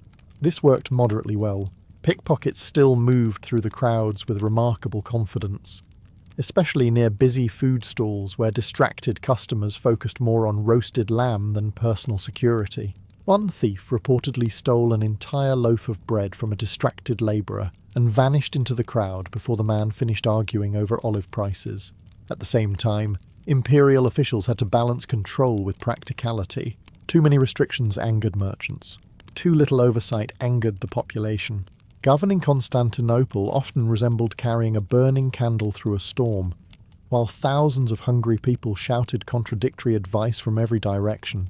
And yet somehow, despite corruption, shortages, crowded streets, and endless political tension, the markets continued operating.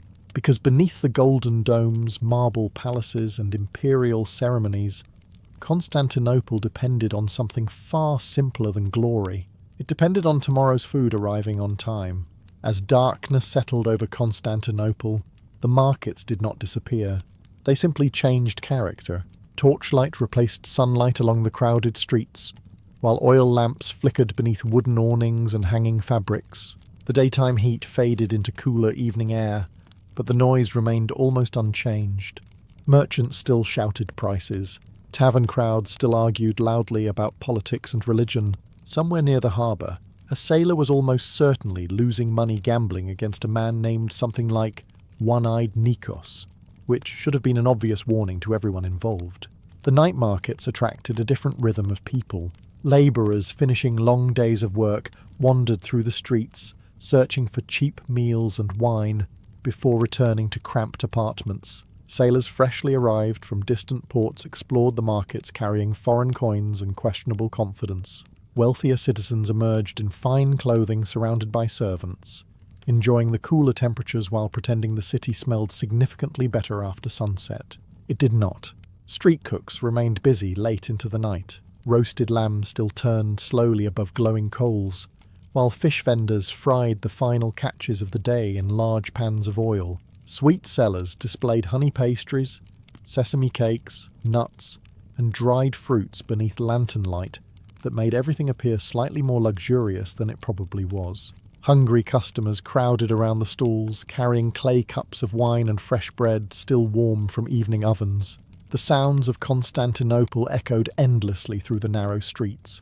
Church bells rang from distant districts, while musicians played outside taverns overflowing with smoke and laughter. Donkeys clattered across stone roads carrying late cargo deliveries. Nearby, priests moved through the crowds beside merchants, beggars, scholars, and travellers from every corner of the empire. Few cities on earth mixed so many languages, religions, classes, and cultures into one giant restless machine powered mostly by trade and exhaustion. Near the harbour, night workers unloaded ships arriving after sunset. Grain sacks, olive jars, wine barrels, and spices continued flowing into the city even in darkness. Feeding Constantinople never stopped. The city consumed food with the relentless appetite of an empire-sized furnace. Meanwhile, crime became slightly more common after dark. Pickpockets moved carefully through crowded alleys, while local gangs watched busy intersections near taverns and markets. Imperial patrols carrying lanterns walked the streets attempting to maintain order, although many soldiers appeared more interested in finding wine than preventing theft. And above all of it rose the skyline of Constantinople itself. Church domes glowing beneath moonlight, palace walls towering above the harbour, fires flickering across endless streets crowded with humanity. The city still awake long after sunset, still eating, still bargaining, still feeding one of the greatest capitals the medieval world had ever seen. By the final hours of the night, Constantinople should have been quiet, in theory at least. Most cities eventually surrendered to darkness and exhaustion. Constantinople treated both as minor inconveniences. Even past midnight, parts of the markets remained active beneath torchlight and smoky lanterns. Bakers prepared the next morning's bread before the current day had properly ended. Harbour workers unloaded late cargo ships arriving through the Bosporus, while taverns still overflowed with sailors, merchants, gamblers, and citizens loudly discussing matters they had absolutely no power to influence politically. The city never truly stopped consuming food. Fishmongers cleaned their stalls beside the docks, while stray cats prowled between baskets searching for scraps. Wine sellers counted coins beneath dim oil lamps. Street sweepers pushed piles of spoiled vegetables, broken pottery, ash and animal waste toward drainage channels that only occasionally functioned as intended. Constantinople was magnificent, wealthy, cultured, and deeply committed to producing smells capable of challenging human optimism. Near the poorer districts, families gathered inside cramped apartments, sharing simple late meals of bread, olives, onions, and watered wine. Workers rested aching legs after entire days spent carrying cargo, building walls, rowing ships, or standing inside overheated bakeries. Through open windows drifted the distant sounds of tavern music, barking dogs, church bells, and arguments continuing somewhere in the darkness over money, politics, or whose cousin had cheated during dice games 3 weeks earlier. Meanwhile, inside wealthy homes lit by hanging lamps and decorated mosaics, nobles finished elaborate dinners served by household staff. Silver dishes carried roasted meats, imported spices, sweet pastries, and expensive wines into private dining rooms far removed from the crowded market streets below. Yet even the rich depended completely on the same chaotic system of merchants, bakers, sailors, fishermen, farmers, and labourers feeding the city every single day. Because without the markets, Constantinople collapsed. The empire's armies marched on food. Its palaces survived on food. Its churches, taverns, ports, monasteries, and crowded neighbourhoods all depended on an endless stream of bread, grain, oil, wine, fish, spices, and livestock arriving constantly from across the Byzantine world. And somehow, despite storms, corruption, fires, riots, invasions, shortages, overcrowding, and politics complicated enough to give philosophers permanent headaches, the system continued functioning, day after day, year after year, feeding hundreds of thousands of people inside one of the largest and richest cities on earth.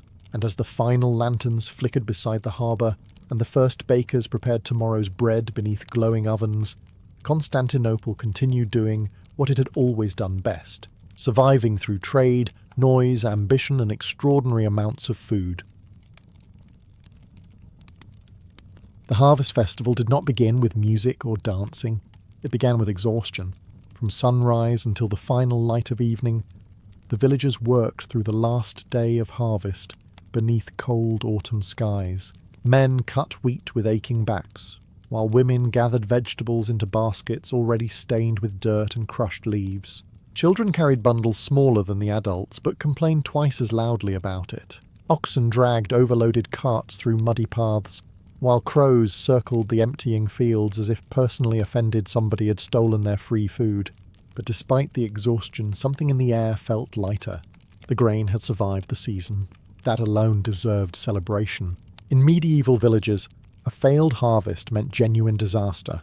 Hunger was never far away. One summer of heavy rain, drought, disease, or insects could ruin entire communities before winter even arrived. So when the final wagons rolled back toward the village loaded with wheat, barley, onions, and turnips, people smiled with the kind of relief modern humans usually reserve for surviving tax season or finding out the internet outage was temporary.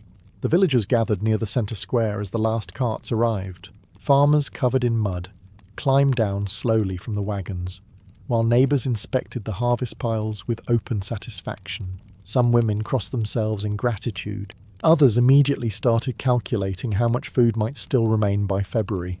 Medieval optimism was always cautious. These were people who understood that happiness could be interrupted at any moment by plague, war, taxes, or one extremely determined goat. Near the edge of the square, servants and labourers began preparing the festival fires. Smoke drifted upward into the evening air, while large iron pots were suspended above wooden flames.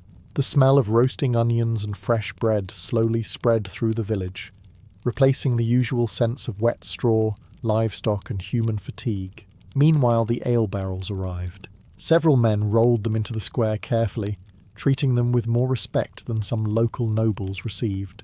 Harvest ale was cheap, weak, and often tasted slightly suspicious. But after months of brutal labour in cold fields, nobody intended to complain. Medieval peasants were not searching for fine luxury. They were searching for something alcoholic enough to temporarily erase back pain and poor decision-making. Children ran between the wagons while musicians unpacked fiddles and drums near the bonfires. Young villagers quietly glanced at one another across the square, already aware the festival would bring dancing, flirting, and opportunities for embarrassing social interactions remembered for years afterward. And as the sun disappeared behind the distant fields, the village slowly transformed. For one night the harvest was finished. Winter had not arrived yet, and ordinary people could finally breathe. As the final harvest wagons settled into the village square, and the first bonfires crackled against the cold evening air, attention slowly shifted toward the true centrepiece of the festival. The ale.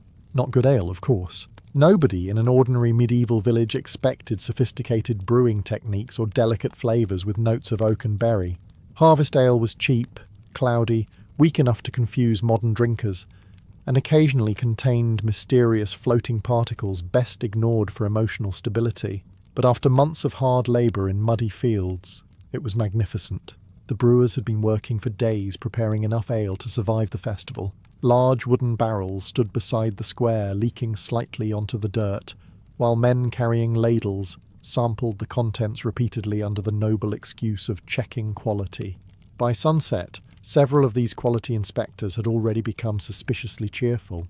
The brewing itself had happened in smoky sheds behind the village homes. Women and brewers boiled grain in giant iron pots while steam filled the air thick enough to make breathing feel optional.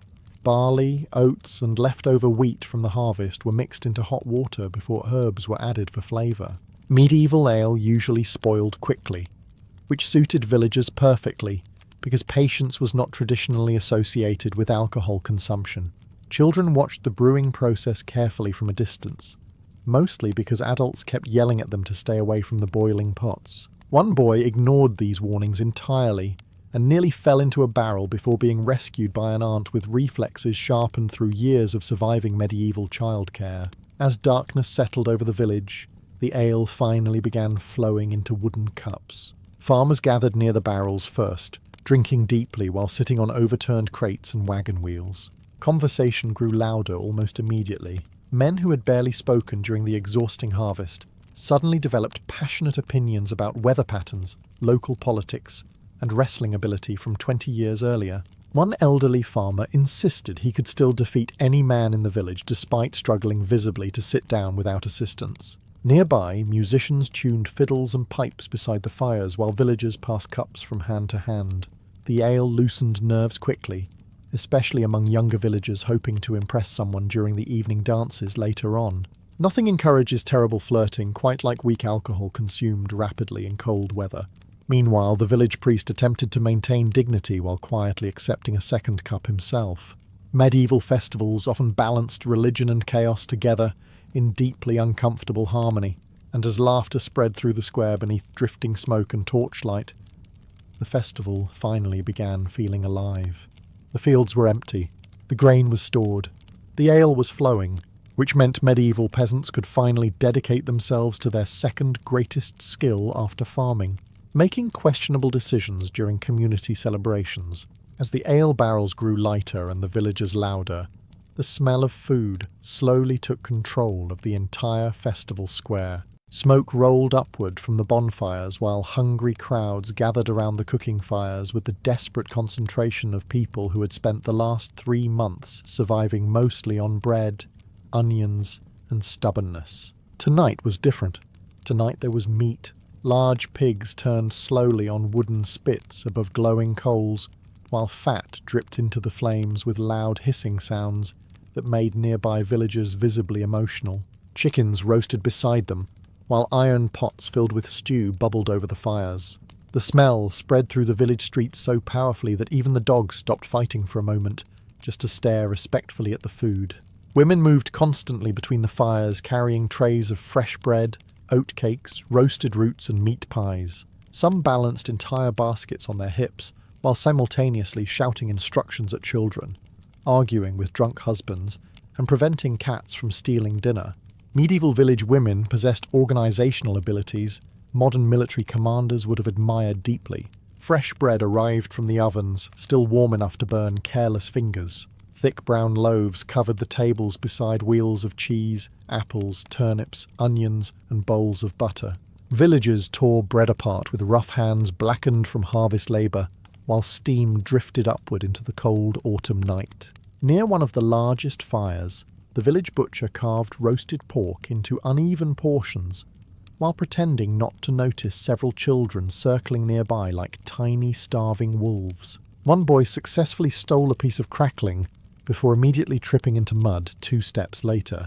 Medieval festivals remained committed to realism. The feast tables filled quickly.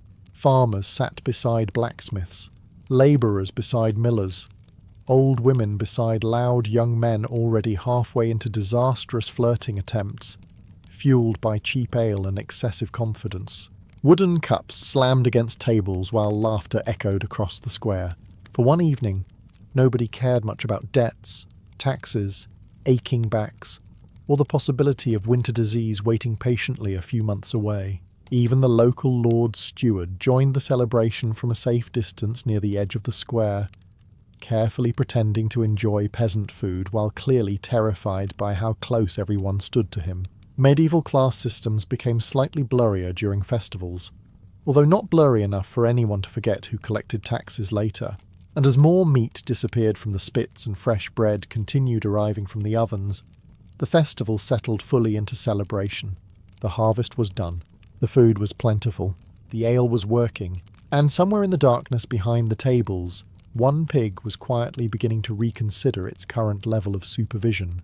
As the feast tables emptied, and the ale barrels continued their slow, heroic sacrifice for village morale, the musicians finally took their places near the largest bonfire in the square.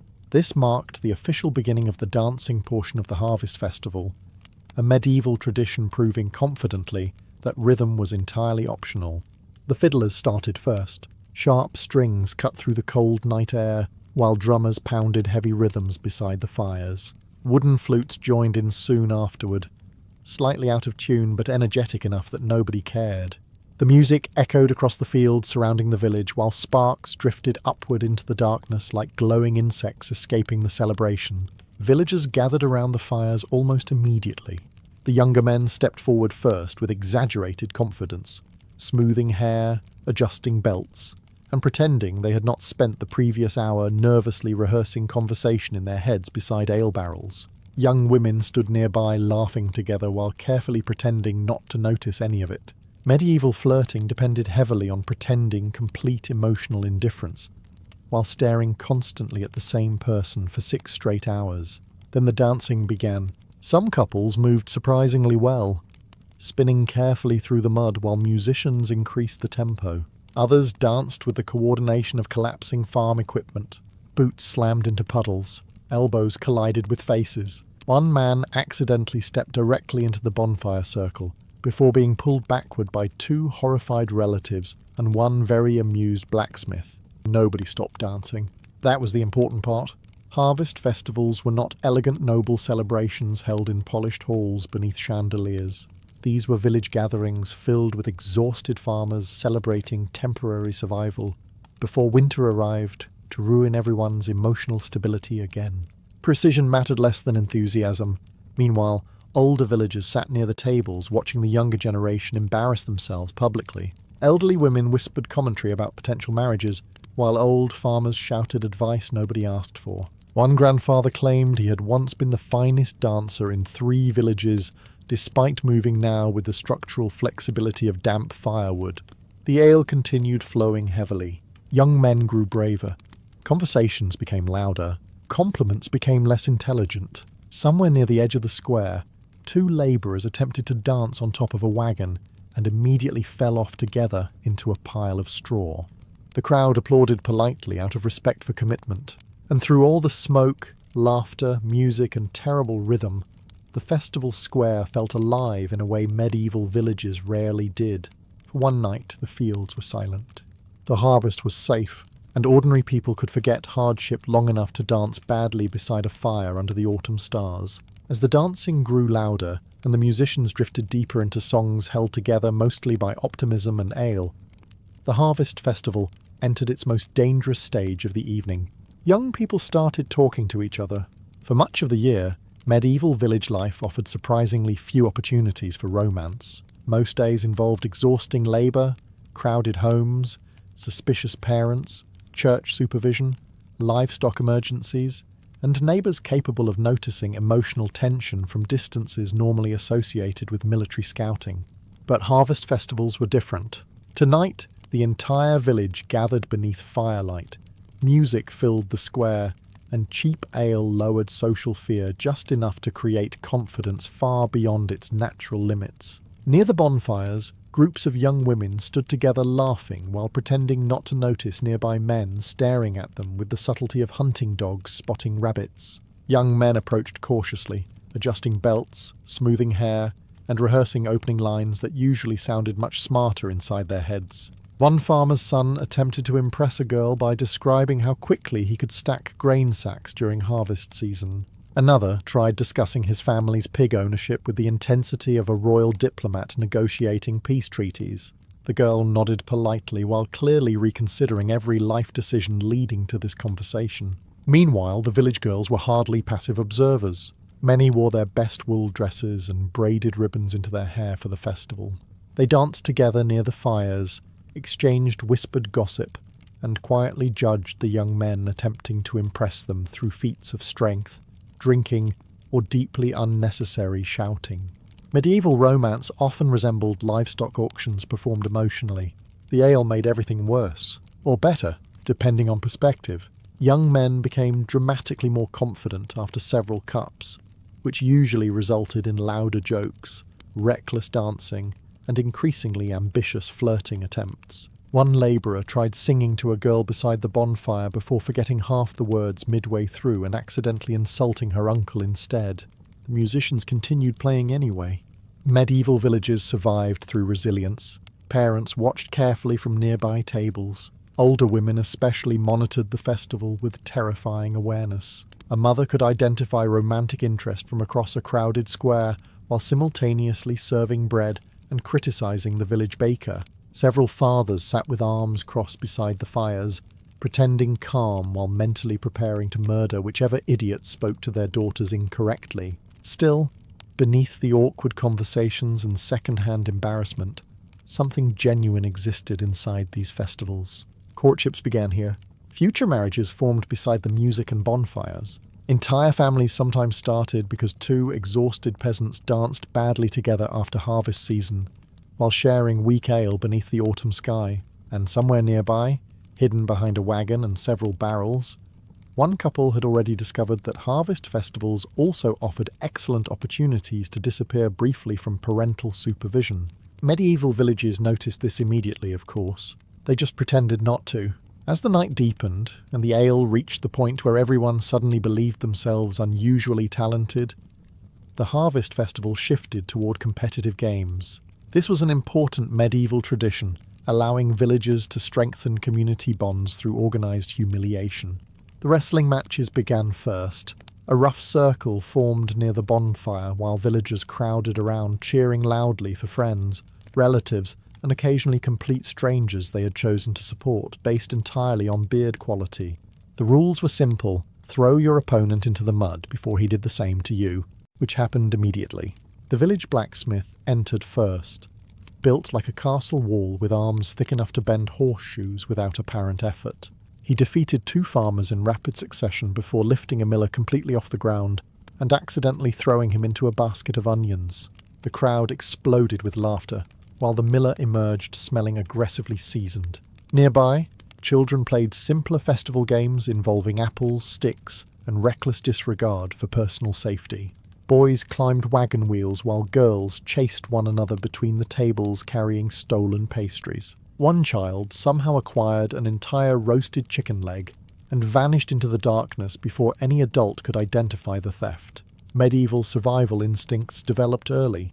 The drinking contests followed shortly afterward. Several young men gathered near the ale barrels, determined to prove their masculinity through rapid consumption of weak medieval alcohol. This challenge always ended predictably. One participant began loudly singing after his third cup. Another declared eternal loyalty to everyone present. A third attempted to arm wrestle the blacksmith, and lost so quickly the crowd barely had time to react, before he was already flat on the table questioning his choices. Meanwhile, tug-of-war contests stretched across the muddy square as entire groups pulled against one another beside cheering spectators. Boots slipped constantly. People fell backward into puddles. At one point, the rope snapped entirely, sending 6 villagers crashing into a cabbage cart with enough force to create what historians would technically classify as an agricultural incident. The musicians continued playing through all of it. Fiddles echoed beside roaring fires while dancers stumbled around exhausted from hours of movement and ale. Older villagers watched the chaos from the tables, shaking their heads, despite having behaved exactly the same way 30 years earlier. And then naturally disaster arrived. One of the festival pigs escaped. Nobody knew exactly how it happened. One moment the animal was tied safely beside the roasting area. The next moment it burst through the crowd, squealing wildly, while villagers leapt aside, spilling ale, bread, and dignity in every direction. Children screamed with excitement. Dogs immediately joined the chase. One drunk farmer attempted to tackle the pig heroically, and instead collided with a barrel hard enough to concern nearby furniture. The crowd roared with laughter, because no medieval harvest festival was truly complete until at least one animal escaped into public chaos. Tradition demanded it. The escaped pig charged through the harvest festival like a small, angry battering ram, powered entirely by panic and terrible timing. One moment villagers were laughing beside the bonfires. The next moment wooden cups flew into the air as the pig burst between the tables, squealing loudly enough to silence even the drunkest conversations. A tray of fresh bread flipped sideways. Someone dropped an entire bowl of stew directly onto their own boots. One elderly woman shouted curses at the animal with enough precision to make nearby soldiers quietly respectful. Children immediately treated the situation as the greatest event of their lives. They sprinted after the pig through the muddy square, screaming with joy, while dogs joined the chase in complete emotional agreement. The pig zigzagged between villagers with astonishing speed, knocking into benches and scattering festival guests like bowling pins. A musician tried lifting his fiddle out of the way and instead fell backward into a puddle while still somehow continuing to play. Near the ale barrels, one farmer attempted a heroic interception. Unfortunately, he had consumed enough harvest ale to mistake confidence for coordination. He lunged toward the pig dramatically, missed entirely, and crashed headfirst into a wooden cart filled with onions. The crowd exploded with laughter while the pig escaped beneath another table carrying half a sausage in its mouth like a criminal fleeing the scene of an extremely personal crime. The local dogs became increasingly invested in the chase. 3 mutts tore across the square, barking wildly, while villagers leaped aside to avoid being trampled. One small boy climbed onto a barrel for safety and immediately began shouting tactical advice, despite clearly understanding nothing about pig capture strategy. Medieval communities valued enthusiasm over expertise in most emergencies. Meanwhile, the pig continued causing destruction with remarkable efficiency. It knocked over cups, slid through spilled ale, and somehow burst directly through the middle of a dance circle without slowing down. Young couples stumbled apart, while one elderly man calmly lifted his chair out of the way without interrupting his meal. Experience had taught him this probably would not be the evening's final disaster. Finally, near the edge of the village square, the blacksmith managed to grab the pig around its middle after a struggle involving mud, shouting, and what appeared briefly to be accidental wrestling with another villager entirely. The crowd cheered loudly as the animal squealed in furious protest, while being carried back toward the roasting area. The festival slowly settled again afterward. Musicians resumed playing. Ale cups were refilled. Bread was gathered from the ground, with optimism exceeding hygiene standards. Villagers laughed about the chaos while retelling the story immediately, with increasingly exaggerated details. And honestly, the pig escaping improved the festival considerably. Because medieval people understood something modern society occasionally forgets. No great celebration becomes memorable until something goes completely wrong. After the pig was finally captured and village dignity partially restored, the harvest festival settled into a slower rhythm. The wild running, wrestling, and public embarrassment gradually faded into something warmer and calmer beneath the autumn night sky. The bonfires became the centre of everything. Large flames crackled in the middle of the square, while villagers gathered close against the growing cold. Sparks drifted upward into the darkness as people wrapped themselves in wool cloaks and carried fresh cups of ale back toward the fires.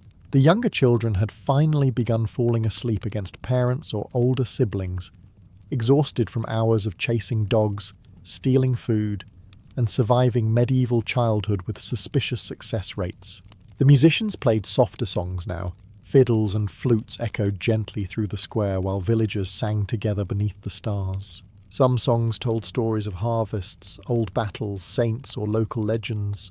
Others appeared to exist, mainly so drunk farmers could shout the same chorus repeatedly, while forgetting half the words. Medieval music valued emotional commitment over technical perfection. Near one fire, elderly villagers began telling stories to the younger generation. Old farmers described terrible winters from decades earlier, when snow buried the roads and grain nearly ran out before spring. Veterans spoke about battles fought under distant lords, while children listened wide-eyed beside the flames.